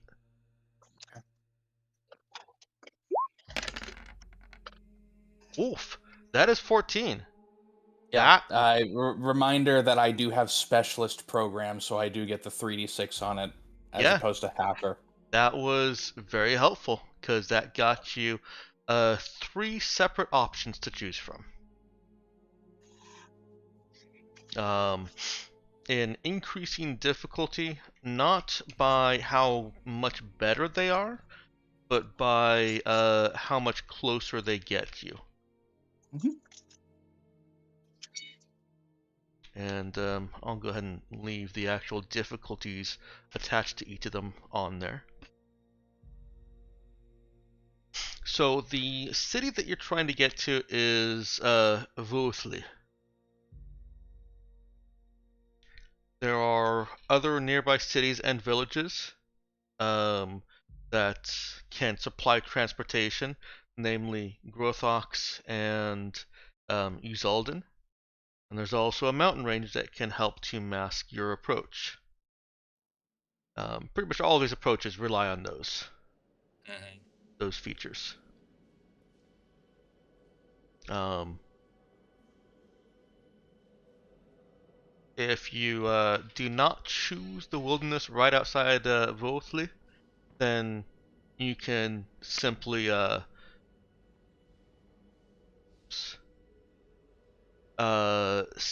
say that you're taking that option, and will narrate the couple of days that it takes for you to set up the approach quietly. It is going to take a couple days, 2 days, to set up any of these approaches, and you'll make it. If you want to go straight to Vorthli, then we've got one more roll to make. Honestly, unless there's a particular reason to drop outside of like Uzal, then there's something. I think we can probably manage to drop right outside Wolfley. Does anyone have any reasons why we shouldn't? None that I can think of. Well, No, that sounds pretty solid. if we can do it, I guess that would be the ideal. Yeah, if we can. In that case, yeah, I think I can manage an approach here. You see this gap in the patrol patterns here. It's a small one, but there should be a small window where we're undetected. I'd guess it opens up. It opens up pretty rarely, but if I can set up just the right time, I should be able to slip in without them ever noticing we went through. I'll take us down right here, a small patch, right outside the Wolfley. Saul, you're familiar with the area. Do you think that might work? I assume that's directed at Saul. Yeah, he did say so. Oh. It sounded like so, and it took me a second, but I realized it was Saul. Oh. I'm sorry. No worries. That makes sense. Oh yes. Mostly is it's a beautiful garden temple. I didn't have any hand in the construction of that one, but there's Starland's defense system not even 50 kilometers from it. Is you sure you can make that? Kilometers. Right under their noses, then. No, that's perfect. You'd never expect to look there. Last place I'd look. Staring They them don't have- right in the face? Right in the eye. Right in their blind spot. Saul does Wow. give a worried look over to Elena. Yeah, actually, I'm not really sure that's really how blind spots work there, Connor. But You'd be surprised. I think we can pull it off. Saul begins to voice an objection to Elena. She cuts it off short. Raza has put trust in mission team. Let mission team do job. And Saul shuts up. One thing I'd ask is if there are any physical, if you think there might be any physical patrols outside the temple. I might be concerned if we're parking close. Well, to clarify, when I say right outside Wolfley, I still mean like 10, 15 kilometers out. Oh. Okay. Maybe 5, depending on how close you can actually get. It could be walking distance. It would be better if you guys had like hover bikes on the ship or something. But we've already gone over that. No.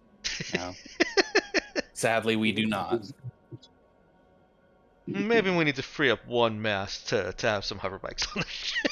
Yeah, we might want to do that. Well, we're going to have to hoof it unless we land outside of Grothox or Uzalden. So How bad would the exit be? How bad will the what? exit B. Exit. Oh, like when you leave, you'll have to. Yeah. Yeah, you're Run going the to be. blockade backwards. Yeah, you're going to be leaving under the same threat of anti-ship weaponry as you'll be arriving. That would be the only reason to pull back a little further. Right. But I think it's worth the risk. That way we also keep our ship nearby in case we need immediate support at the temple. Yeah. Which would raise, it obviously would raise a lot more concerns, but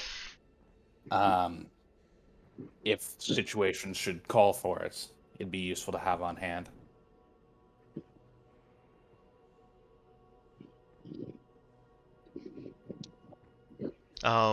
The difference in time is immense. Even if you end up 15 kilometers away, the forest here, Saul can give you some insight, is not so thick that it's going to reduce your speed significantly. Even at 15 kilometers, it might take you 4 hours to walk there. If you end up as close as 5 kilometers, and I'm going to be rolling that randomly with 2d6 plus 3, Okay. then you'll be there within an hour. I think we can give it a go. And then, once you're there and you've got transportation, 5 minutes to get to your ship. Right.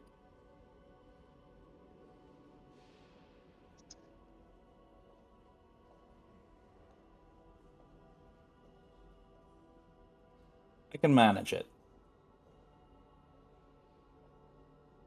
Hope you're right.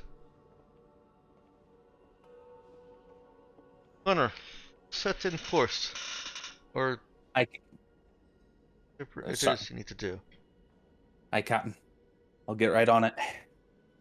Now, the most terrifying part of this is that basically what Connor is doing now is making slight little nudges and adjustments that in the space between sensor radii that are supposed to, in 2 days' time, get you exactly where you're trying to go. And after these adjustments are made, for the next 2 days, you won't be able to make any more adjustments because you'll have already approached too close to those sensor networks that you need to stay completely dark. Right. And sending our thruster off will probably alert them.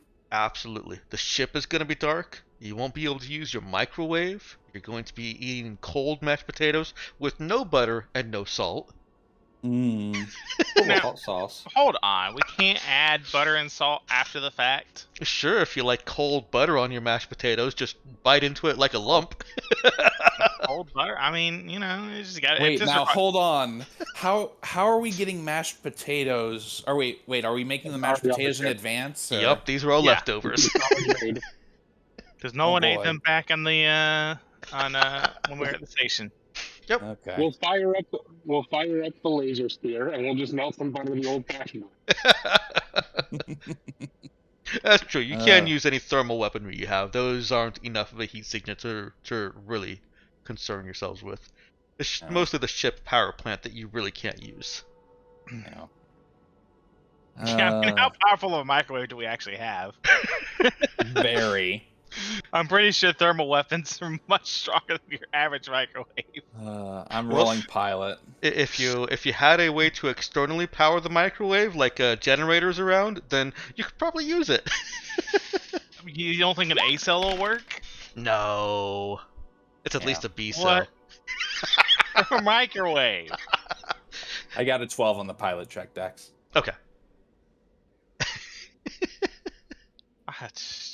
You have some weird ideas what a microwave is. Like just how much energy. It's like, Some sure, nuclear. this A cell is enough to basically generate enough energy to punch a hole through someone. The microwave. The But it's microwave not is enough to actually power the microwave. the microwave is actually a repurposed high-powered laser rifle. It's just got bell shot on it, you know. Yeah, A laser rifle that was tuned to use a B cell. yeah. Boy, howdy. Now, thermal weapons don't actually use cells at all. So, I found the flaw in your argument. Wait, they don't. I thought they Not- did use A cells for Yeah, they do. ammo. For ammo, yes, but like a ranged one, yeah. But if you've got like a thermal knife, that's what I'm talking about. Oh, okay. How do you I heat up a see. thermal Wow. knife? It It just just does. yeah, it's I imagine it's probably similar to some of the other descriptions that Crawford has littered around, where it recharges itself on the kinetic motion. It just vibrates really quickly. You have to shake it Somehow. up. You have to shake it up Are you before you telling shake me the shake knife? We don't think about it too hard. They mean, put a heating pack in the grip, and you just sort of shake that. And I mean, you're saying all this, but I'm a TK who can make advanced knives. I'll just, shake it back and forth rapidly. yeah, there we go. There you go. There's your heat generation. Makes sense to me. It's a decent workout. Yeah. Yeah, you have some things, but Lena is being cautious here, and pretty much anything that would be plugged into ship power is inaccessible. Or is unpowered, I should say. What about life support? That is on minimal.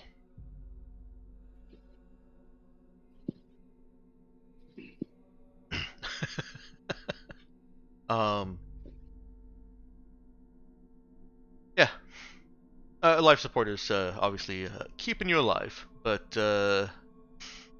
there's no excess expenditures. Nobody's doing any kind of spacewalks. There's no cycling of airlocks, and the air is getting a little bit stale as the days go on.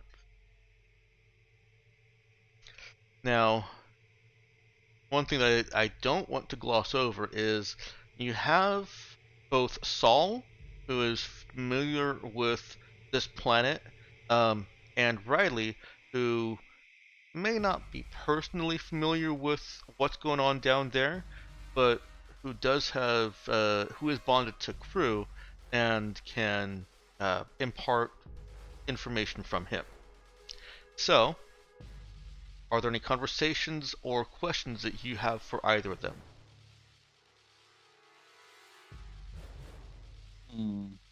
So this whole looping thing.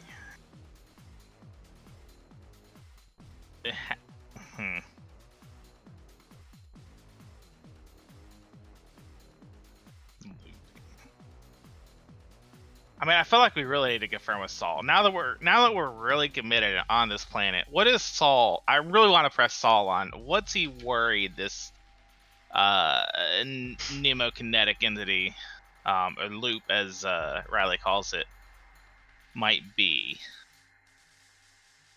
Because he seemed very worried about what it might be. I think most prevalent in our mythology is the consuming storm. It's just simply the embodiment of space dust to consume all life, all matter, return everything to the black loom. So finishing the loop wouldn't be a good idea. Finishing Or- the stories end in everything is blackness. There are no stars. It's just the end of all of our tales. Fearful people, yours. Everything returns to the void.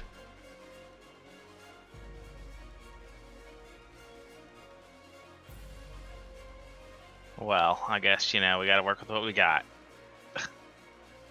But, that's not promising if that's what it is. Let's hope that's not what it is.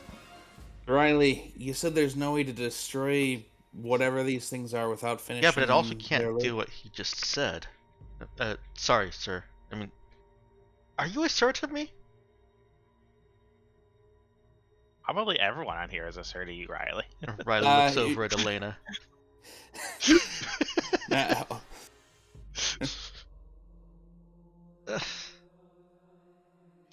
I'm the one that's bonded with Crew.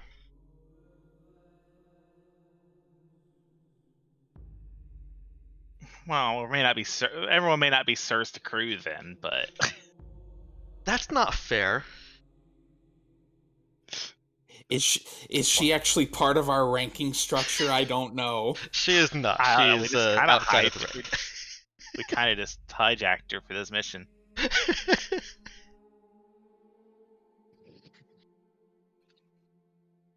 Raza leadership said, "Here, take this kid."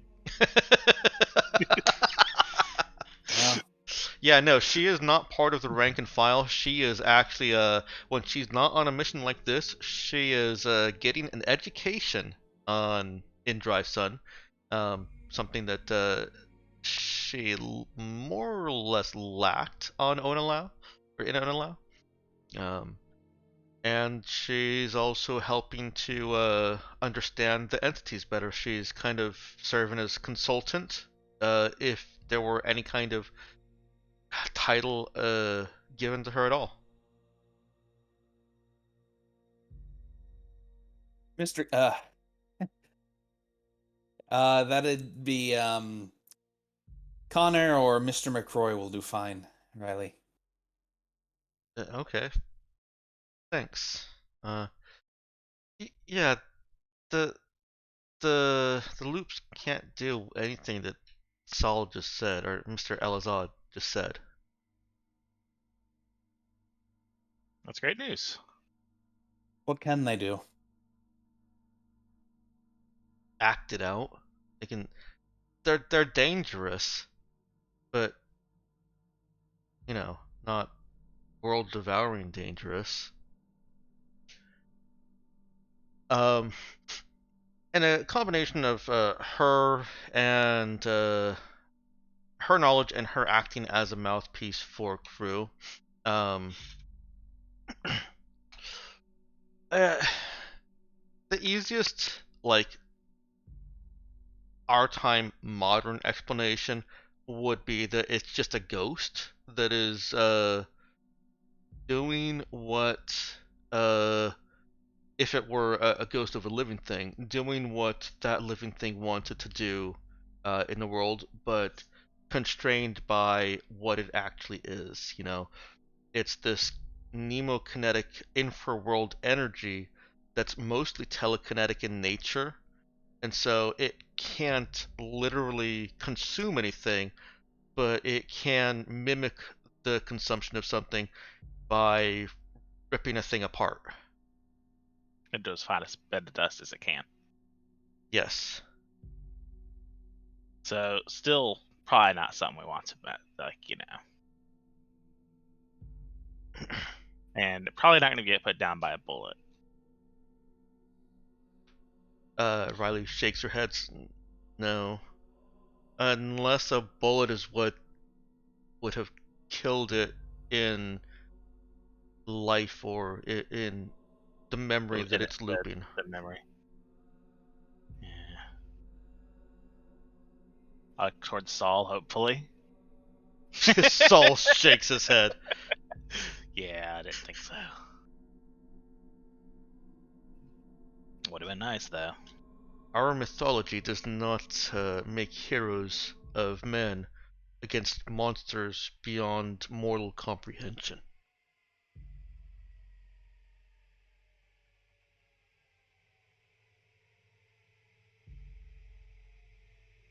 Not even all those heroes that just die at the end of the story.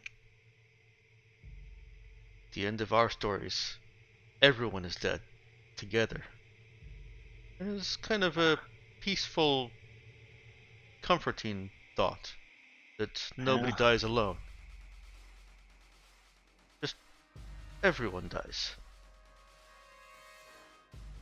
I like how I'm taking you with me, huh?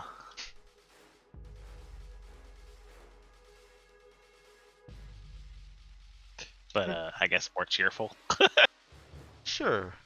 Yeah, man has had his time in the stars and must be grateful for that time and embrace each other and embrace all faiths and beliefs, for it doesn't matter how wrong they are or if they're wrong. In the end, none of it will matter.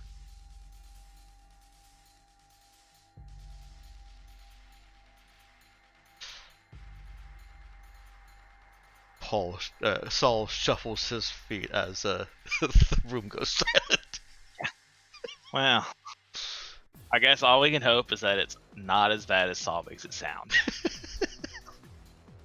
Yeah, but for sure. Oh, painting the prettiest of pictures. From Yeah, Riley, it's pretty- Bruce says that if it's not too big, he can protect us if we have to go near it. Gosh, that gets loud. It stops for us again. Yep. Yay, it's back. Oh, every time I loud. change the volume, it starts playing for you. Yeah, because it actually started like halfway through. Yeah, okay, that's interesting. I just have to Just roll nudge the 20 volume. things. It was still loud though. Just roll 20 things. Exactly. Pretty much.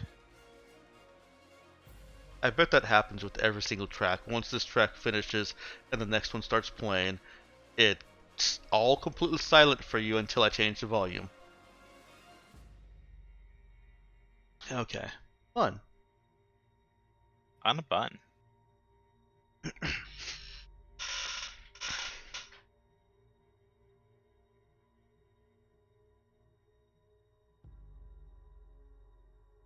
Saul looks over at the four of you.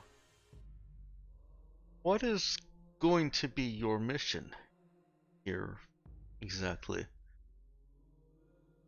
And here, the GM is going to take a moment to give you a little bit Tell of us what our mission exposition. is. Yeah. Um, you have been given a model of the survey scanner that Zoe built that detects infra-world activity.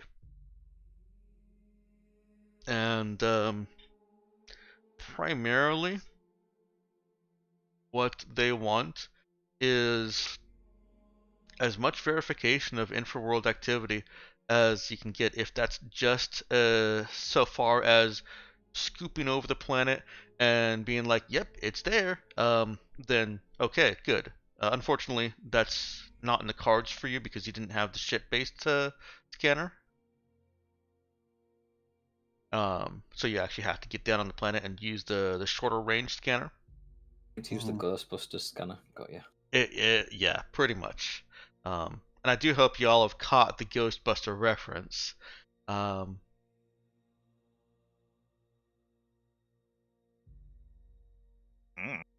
Oh, we're going for the Marshmallow Man?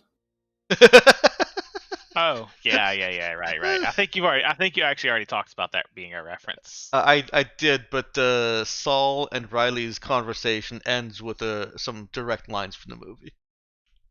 Oh, I mean, aside from changing the name. it's been way too long since Fair enough. seen Can't that. believe we're going to have to fight Stay Puffed. Stay Puff, the little crafty and horror. Oh. um. So that's about it. They want to know what all's going on here. Find out if this is related to the infraworld. This is an information gathering mission. That the more information you can get, the better, obviously. But You're yeah, right, because I guess if this was always a thing, then you think it would have, yeah. I mean, like, what is something triggered? It's something with like the Vega doing trigger. It does that prophecy or that story or whatever does sound an awful lot like what the Vega want, right? yeah. Like to a suspicious degree. There seem to be some parallels there. Maybe a Yeah, couple. minor similarities. Coincidence, just coincidence. Purely coincidence, I'm sure. Yeah, Yes. yeah, absolutely.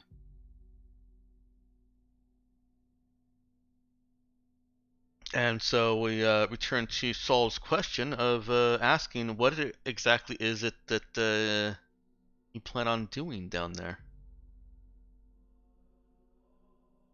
Doing what we can to determine, I guess, if this is related to the Vega. From Riley. It is. What more proof do you need?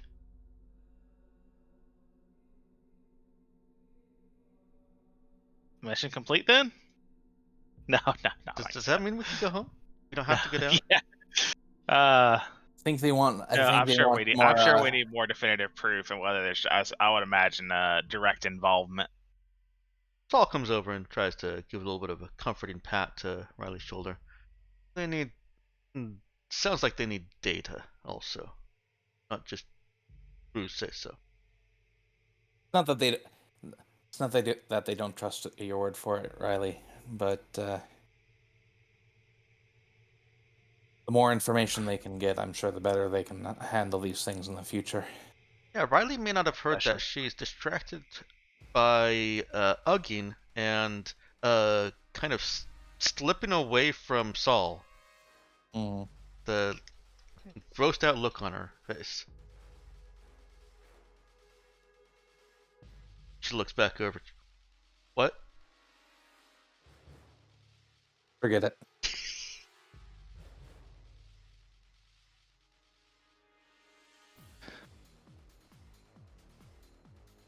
Well, Saul looks nonplussed. Mm.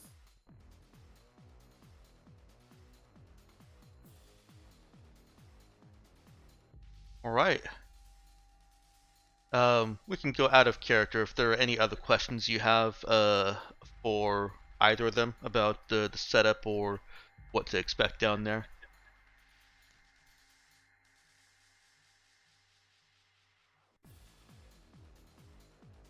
Nope. Yeah. I'm- No, I think it's just trying to get a better And if- idea of what's happening and this proper scan of whatever the Martian Yeah, landman is. basically we need to infiltrate the temple and figure out what's happening inside. If So, I Saul guess can that's- provide any ideas on what we might expect as we approach the temple, normally Mhm. that'd be useful. Yeah, that he can certainly provide. He can give a general layout of the temple. They all have similar layouts. Some embellished more than others, but similar enough that he can offer a simple blueprint. Tell you that there's going to be underground levels in which the more secretive or more private ceremonies are conducted, ceremonies and rituals, and that the upper levels are basically a park. It is a multi-floored garden temple. Like, calling it a garden temple is not just saying, hey, it's a temple with a garden. No, the entire temple is a garden, at least above ground.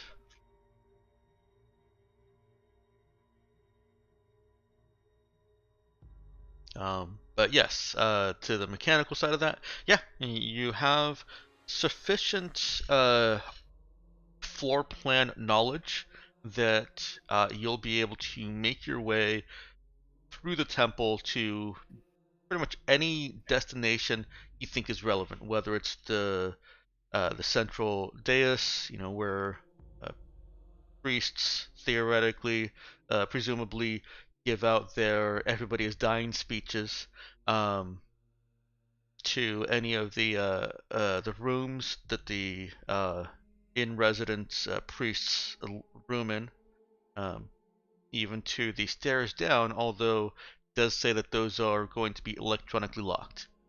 Under normal circumstances, the temple would also be guarded by a small number. There's not much vandalism or impropriety occurs on temple grounds, but they do have police there just as a show of dedication and faith to the protection of this looming death.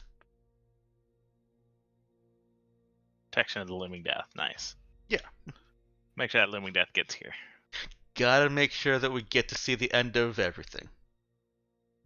The end of days are becoming. The church is actually called the Church of the Darkly Fated, just, for reference. Nah, not ominous about that. Where can we pick up the cookies? Cookies are available at Dagon Station. Now, are they like constantly doom and gloom, or do they just do like the doom and gloom on Sundays and then afterwards have pancakes? There's a pallor of doom and gloom across all of the society. It is pervasive. There's certainly pockets that are sunshine and rainbows. They're called the Frayed, Frayed. Not the apostrophe FRAID. No. Because that'll be pretty good. Yeah, they're considered to have frayed from the strange thread. The strange thread is being, from the loom and binds everything, etc., etc. But yeah, their architecture is oppressive and gothic. Even being gardens and beautiful, it still has that kind of it's all set in stone. These plants are growing from stone, climbing up stone, and everything is set. Mm-hmm.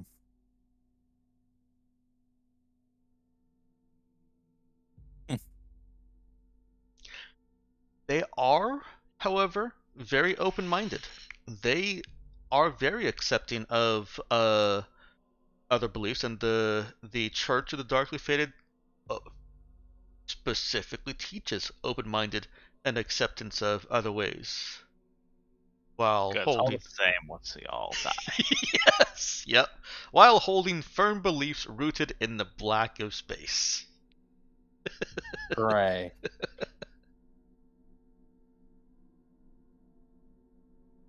Death is inevitable. Death is beautiful. Be well in this endeavor. They're not an unhappy people, Saul will be quick to point out.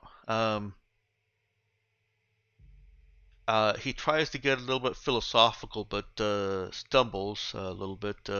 But it's philosophical and psychological, but kind of, presents the idea that maybe because everyone is ready to die, they just live their lives to the fullest. And then he realizes that no, they don't really live their lives to the fullest, and then that's where he's stumbling. It's Look, fine. I'm sure it's all profound. It's just a bit above our heads and pay grades. It's definitely above Saul's.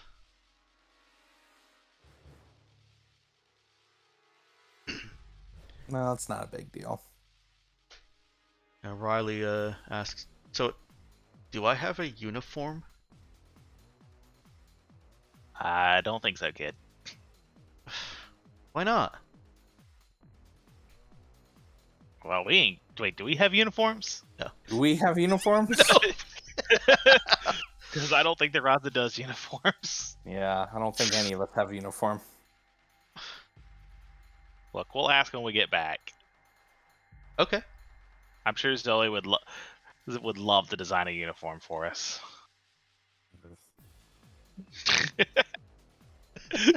Jai, is that you? All right, adding to my list uniforms for Raza.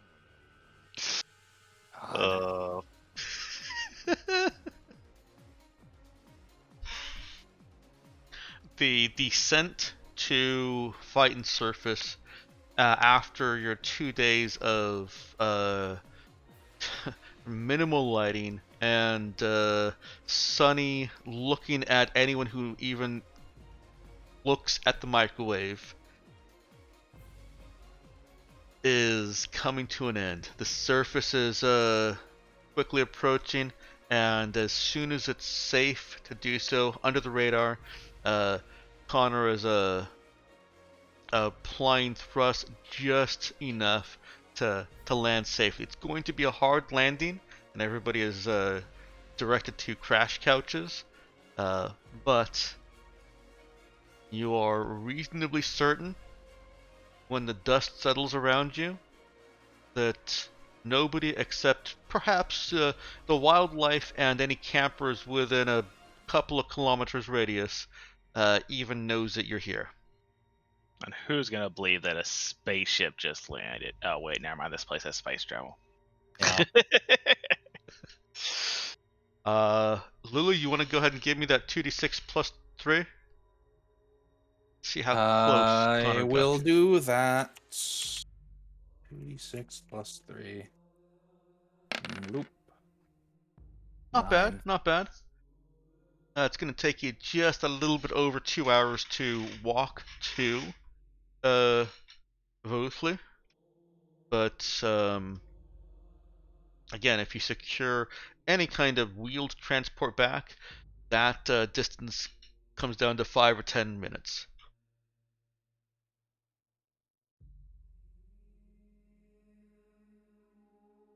All right. So yeah, it's a little bit of a walk, but nothing too bad.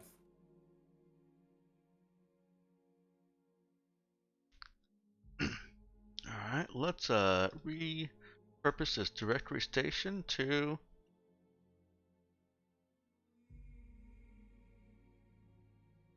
Doom and Gloom Town. Vothli. Oh yeah, that. I will have a token for Riley next week. I generated a whole bunch of potential Riley faces way back when you guys went to Onalau through Yeah, I thought I ArcFlow. remembered. Yeah, I just didn't pick one and decide on it and make it into a token. I thought I remember there being some sort of art. Yeah, did I post one? I think you did. Oh shoot, no, I'll have to figure out which one that But- was. It's fine. I don't remember what it was really either. Okay. I feel like you did post one at some point, or maybe you did. She bears resemblance to pre-transition Ellen Page.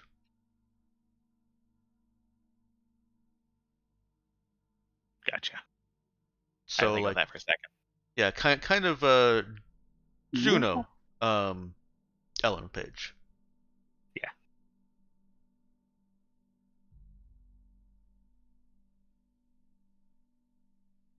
So Okay. so Riley is in this Voothly box. Do you want any NPCs to come with you? Other NPCs? Oh, you said, well, we definitely need Saul. I think. Yeah. Other beyond Saul though, probably not. I don't think there'd be any reason to take other people, would there? Okay. Yeah, I don't think so. Oh, yeah, I mean, I guess are we gonna be traveling to the public and everything? In which case, what are weapon laws and stuff here, Saul? Oh, Or are that we is just- a fantastic question. Let me pull that up real quick.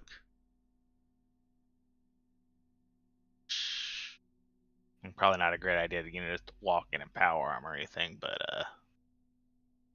you Yeah. know, can I just walk in with a? Do I have the right to bear arms?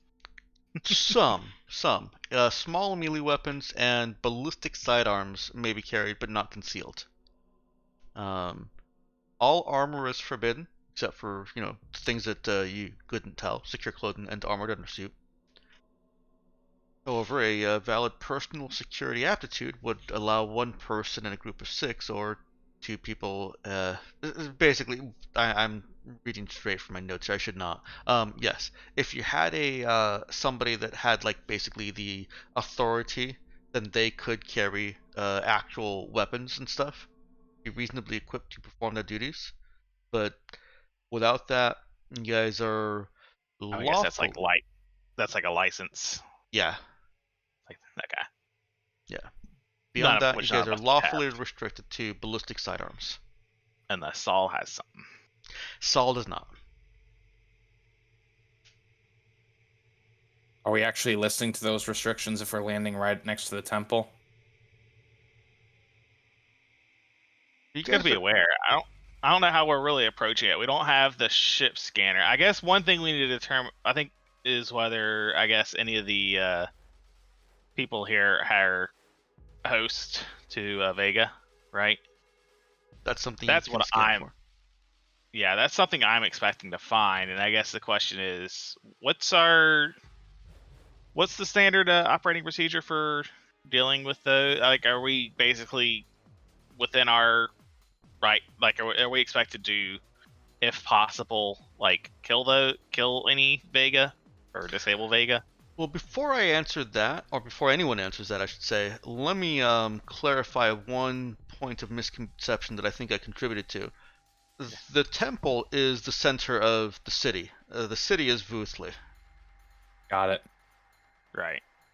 All right. So we'll probably need to rely on. We'll probably need to And take sidearms if we don't want yeah, to and stand even up. then, I would expect a temple to be a small city unto it. I'm picturing a city like a temple that's almost a small city unto itself.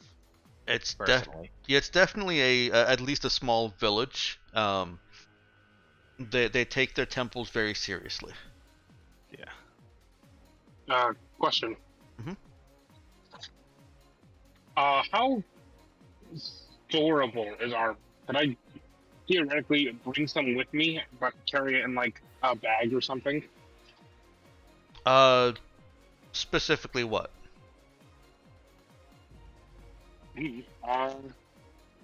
The armor that I have listed on feet is, I believe, Icarus armor.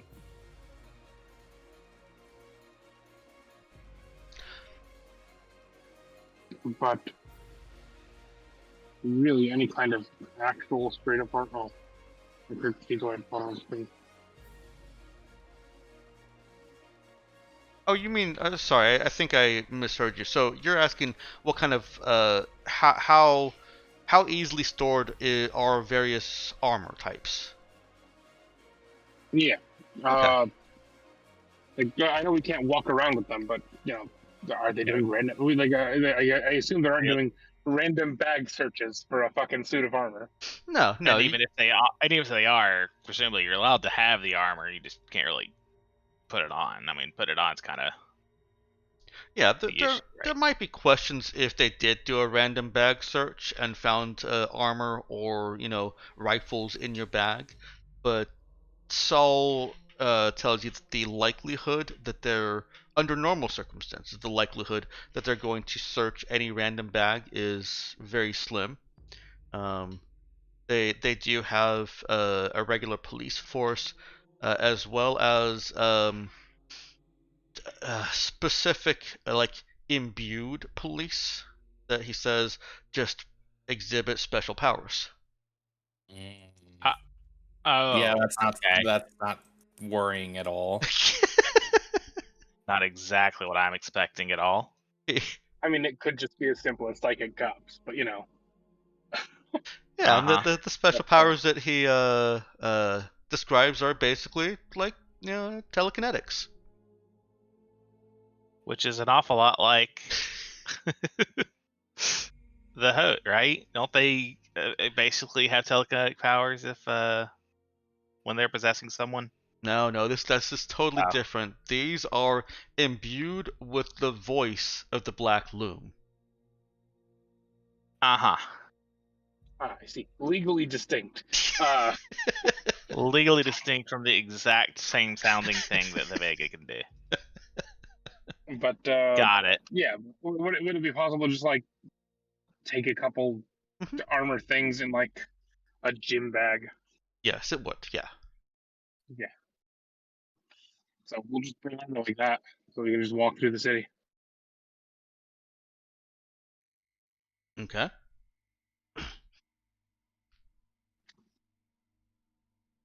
That sounds fine. Given that option, are you guys all basically wearing armored undersuits or secure clothing? And Yeah, and then just carting armor with us. That seems reasonable. how about weapons? Are you sticking to the ballistic sidearm? I mean, I guess the sniper rifle is going to be difficult to put in a bag. I need to get one. I need to get it. Unless I can have a collapsible sniper rifle without it being considered concealed. Well, you might be able to. Oh, wait. Actually, yeah, I Give even... me some time, and I can do it for you. It doesn't even necessarily need to be collapsible. You Right, could do yeah, one of those things where you just like have Yeah, it they taken disassemble. apart. Yeah, disassembled. Yeah, Okay, that's yeah. fine. I mean, the benefit of collapsible or the concealed mod is that it's ready in a round. Taking the Right. sniper rifle apart means that you might put it together in 5 minutes, Yeah. depending on how good you are. Right, and if you're in a position where you want to use a sniper rifle over other weapons, you probably have time to set Oh up. yeah. Yeah. Cool. So I'll have that with me just in case. Okay. But, I'll yeah. leave other weapons For me, it'll be behind. the laser lance and then a knife. A mag pistol. Cool. All right. Yeah, about as It trendy. explicitly has to be ballistic firearms. It cannot be laser firearms. It Correct? does have to be ballistic, yeah. Right. You guys were given some that information that your last party had, that ballistic kinetics is utterly useless against entities. Oh, right. Yeah. No, that makes perfect sense why they don't allow them then. What? No, it's just a coincidence. They just don't like colorful lasers. Smuggle in some energy weapons. Yeah, I think it might be a good idea to smuggle in some energy weapons. Anyone good Let at me smuggling? double check something here. I got melee weapons on that spectrum. Oh, what was I'm that, just Mouse? double checking the mod section. Hold on. And yeah, I did not hear what you said there. Yeah, I pondered offhand whether a melee weapons sat somewhere on that spectrum if they're just considered ballistics weapons. I'm gonna have to say it depends on how you've themed the weapon. Like, I would probably allow thermal weapons to count as energy, and I think that's more or less what you did with the energy lance, right? I've got a laser lance and a thermal knife. Yeah. I mean, you're calling it a laser lance. I have to allow you to use it. But is it going to be legal? I mean, Oh, it wait. collapses into stash. So. Yeah, that's right. It's concealed anyways, isn't it? Mm-hmm. Concealed is fixed too, so I cannot make some for myself. But I can make some for you. Yeah, you've got like a fucktillion mod points, so who cares? The real Yeah. thing is that it takes time. Yeah. I think all right. I'll have to give that my concealed energy weapons is probably going to be pretty important for us throughout the campaign. See, that's what I don't have to worry about. I've got weapons wherever I go. Well, because you're Oh, that's right. You're the telekinetic. magic. Yeah. Yep. Oh wait, I thought you were a bioscion. No. Okay. I remember because he was doing party tricks Right. Sorry, I think I was told you were the party medic, and I just assumed. I am the party medic. No, We take bio this I was time. told that you were the party medic and a psychic, so I was like, oh, you're a bioscion. Okay. I'm playing bio in another campaign, so I didn't want to play another bio. That's reasonable. Albeit in that campaign, I've yet to give someone cancer. It's disappointing. It's not really an effective move in combat. I mean, it does the amount of damage it you. does. The amount of damage it does, it's certainly effective, but yeah. Anyway, yeah, I'm good. But yeah, if you can just make like a, I guess, concealed laser rifle for me, that would probably be useful. I don't know how much time we actually have to mod stuff, but yeah. We don't have time to mod stuff. I forgot it takes like several weeks to do that. Yeah. I think it takes a week per level. Yep. Well, let's bring along a couple of collapsible laser rifles and then a normal mag pistol sidearm, I guess. Just like dismantled, yeah. Or... Yeah, that's what I mean. Sorry. Okay. Also, you pay for building costs. Yeah. That's fine. On the subject of dismantling your weapons, do you have sufficient shoot skill to properly disassemble and reassemble? Archibald does. Okay, what cool. shoot skill do you need anyway? I would, for laser weaponry, I'd probably ask for 2. Is Archibald at 2? Oh no, I'm only at shoot 1. I'm level 2, bro. Okay. We're not level 3 yet. I didn't cheat to get the +2 shoot. Yeah, I think 1 is probably good too. It's just gonna take a little bit longer. I'll just practice on the descent, if assuming we had time to talk about it. Oh yeah, you guys have had 2 days to ponder all of what's about to happen. What? Why? I don't like the way you phrased it that way. What's about to happen? Yeah, level 1 is an experienced professional. I would let anybody level 1 disassemble and reassemble a laser weapon. Yeah, any of these weapons, really, without a reasonable amount of time. Yeah. I think I might ask for level 2 with the mag weaponry. No, it's fine. I can carry it with me anyways, though. Yeah. All things that won't really matter as we level up. Basically, once you finish this mission. The music. The ministry.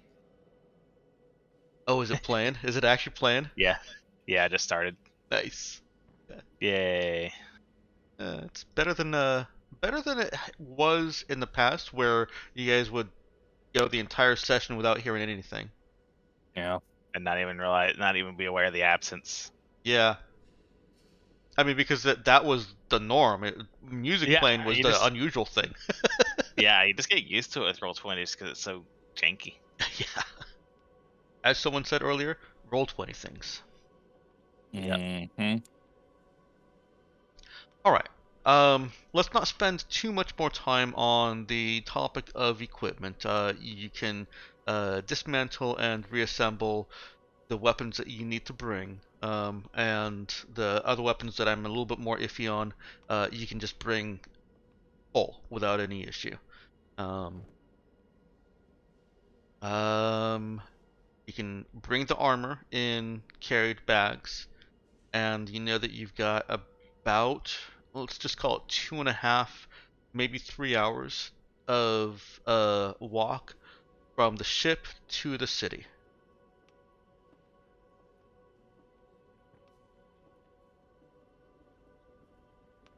Right. Is there anything that anybody wants to go over or double check before I move you along? Just grabbing the survey scanner for my list. Okay. Hold on. Yeah, and I guess who's trained in that? Me. Connor. Who has program skill, I wonder. Yeah. Riley wants to know what it shows for her. What does it Actually, show for her dex? I'd be curious. Is it different for Riley versus it for the others? For the Vega? It is.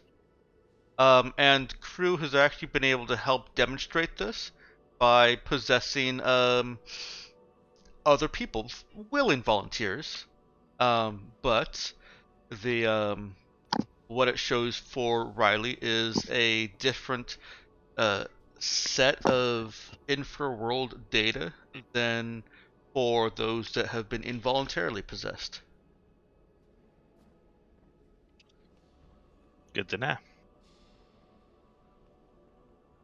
And specifically, the bonding thing does require, like, just consent is kind of thing, right?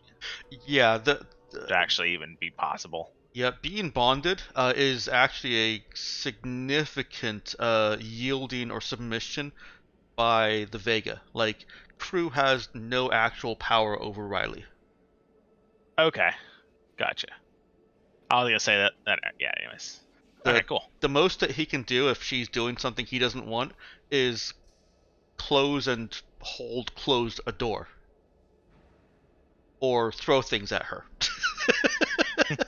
Now, that could be quite a bit. It could. It could. But Quite a problem. he also has a vested interest in not injuring her because his life is bound to hers. Right. Mhm. If he's can the entities possess the person they're bonded with, or is that just not an option through them anymore? That's not an option. Once he's bound, he's not able to possess her. Okay. But he can still technically possess us. He can possess your crew, but not you guys. Oh right, yeah. Hmm? I guess We we'll have are to be- empty. Yeah, well, I guess we'll have to be. Now, here's can another Vega possess Riley? Nope. Or can't? Okay, cool. So Saul is the only one that's really at risk of that. So Saul is- Operation Protect. Operation make sure Saul doesn't get possessed. Maybe we should just leave Saul on the ship. He's the only one that speaks the local language. Yep. We can put him on like a voice call.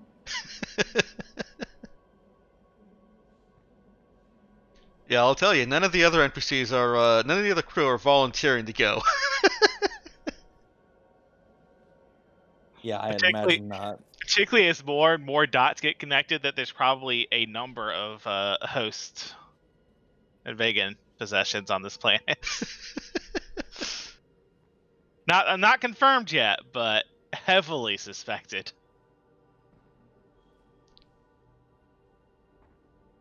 I mean, I've confirmed it personally in my head.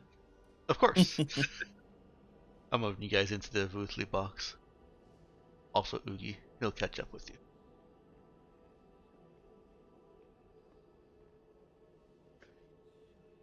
Alright. Your trek to Vootly, from the ship to Vootly, is fairly lackluster. There is a road along the way that you can either walk along to kind of make it a little bit easier on yourself, or you can stay off the road, but parallel to it, just so that you're not at risk of getting lost. Do you guys have a preference to that? This does have consequences, because if you decide that you want to more rough it a little bit more, there will be an exert check involved and possible system strain. How good a guide is Saul here? Well, he's more of a city boy. He for City roughing planner. exactly, for roughing it, he's not going to be any good. And actually, I should say that Natario does volunteer to go if you're willing to keep her safe. No, Nah, I stay think on- it's hard stay to with stay on the him, ship. Oh, my. Okay. Yeah, I forgot you had Natario with you. She wouldn't have balked she at that. Nah, she wouldn't have. But no, we don't want to lose Natalia to Vega. So Saul's a necessary risk. but you don't really need a wilderness guide. It would certainly make the going easier, because you wouldn't need to stay so near to the road. and you could take an easier actual trail. But the exert check to stay near the road and to navigate it that way would just be a difficulty 8. Nice, Nox.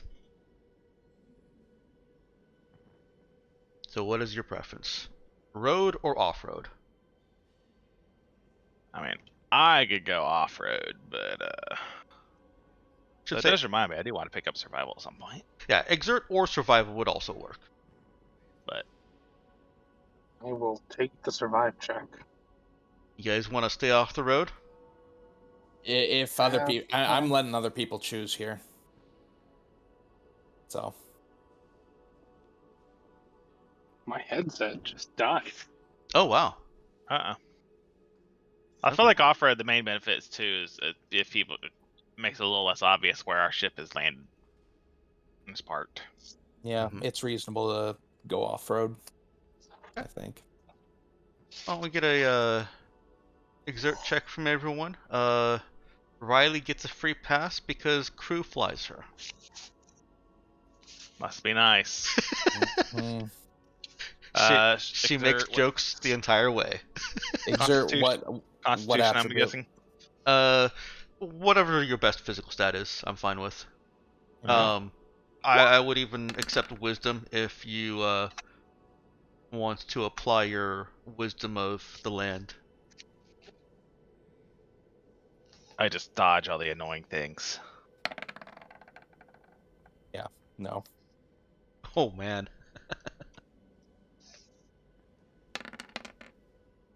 Oh, that's okay. Saul is City boy. City boy. He's there with you. He is not liking this hoofing it thing. Mm. Connor's used to being on ship. He's not really used to having to trudge through a bunch of wilderness. Mm-hmm. I I'll think see I need up one there. more roll. There it is. Alright. If you have failed this check, you take 1 system strain. Just keep in mind that you're a bit tired. This has not been an uneventful 3 hours. You've gotten scraped up. You may have some bruising from just poor foot placement, falling over, sliding down an embankment, and you may have a rash on exposed skin from some unfriendly native flora. Just overall unpleasant and tiring. Those of you that beat the check, you still may have experienced some of this, but you were wise enough to avoid some of the worst, or quick enough to catch yourself from a fall, or just didn't fall at all. Especially if you're highly trained in survive. I imagine that Nox, Amaya is probably skated through that, huh? I had a tool. I had the lamp. You had the what? I had the lance. I used it as a walking thing. Yep. Cheated my whole way. And she's probably looking back at everyone else like, why don't you have a walking stick? I wonder.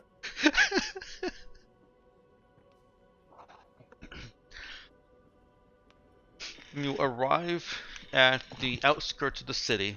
It is not a externally walled city, but you can see now that you've left the overhanging wilderness, you can see the Starlance defense system off in the distance.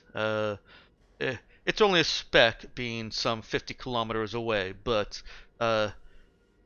it does make a glowing mark against the skyline, pointed up to the sky like a star lance. Can't see that. And you also see um, what looks like a roiling cloud centered on the city. Since because of Saul, you know that the temple is the center of every city on Python. And cities are generally laid out in circles. I did forget to mention that circles are a big part of theming on Phyton. Um, and so that storm is probably your destination. But Yeah. before you get there, you've got those rural streets, personal farms, and little mom and shop store fronts. Mom and pop shop. Yeah, to clarify with Saul there, the ominous storm overhead, is that normal here? He I'm shakes pretty his sure head. we can say not. I'm pretty sure that's exactly what we're looking for. I just didn't expect it to be, right there. And staring at it, squinting, Riley points. There, you see that? And what she pointed at, for anybody that was already looking in that direction, there was a jagged little fork of what looked like electricity inside the storm. And she says that is that these loops, these she calls it Meno-kinetic, but it's Nemo-kinetic. Yeah, duh.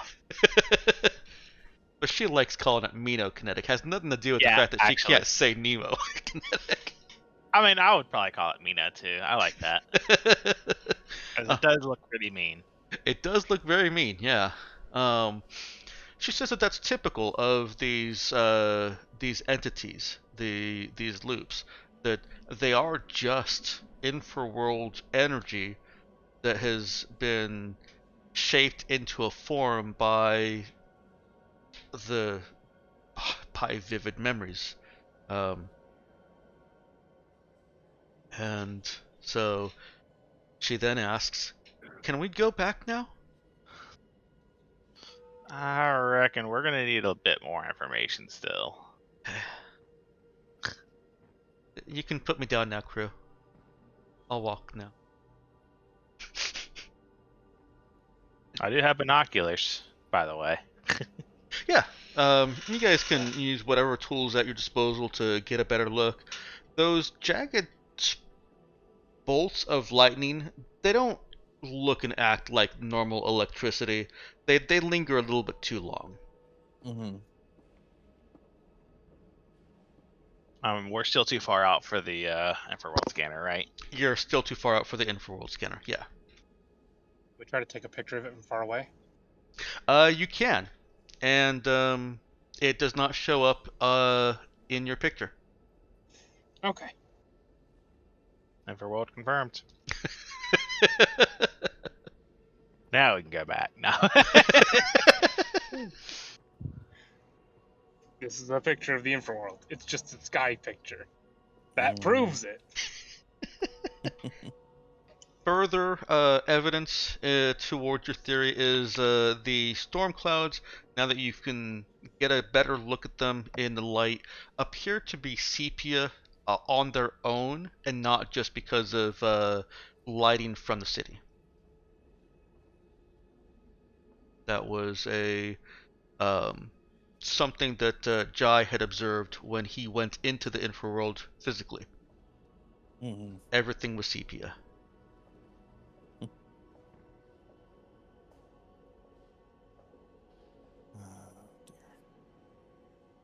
Hey, I'm sorry for bringing this up, but I actually have to bolt. Yeah, no problem. We are at a good place for it anyways. Yeah. Okay.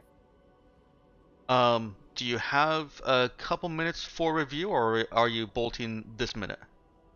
I have like 3 minutes, 4 Okay. minutes, sure. So before I just jump us out of the session, does anybody have any last things that they want to do or say that are actually part of the session?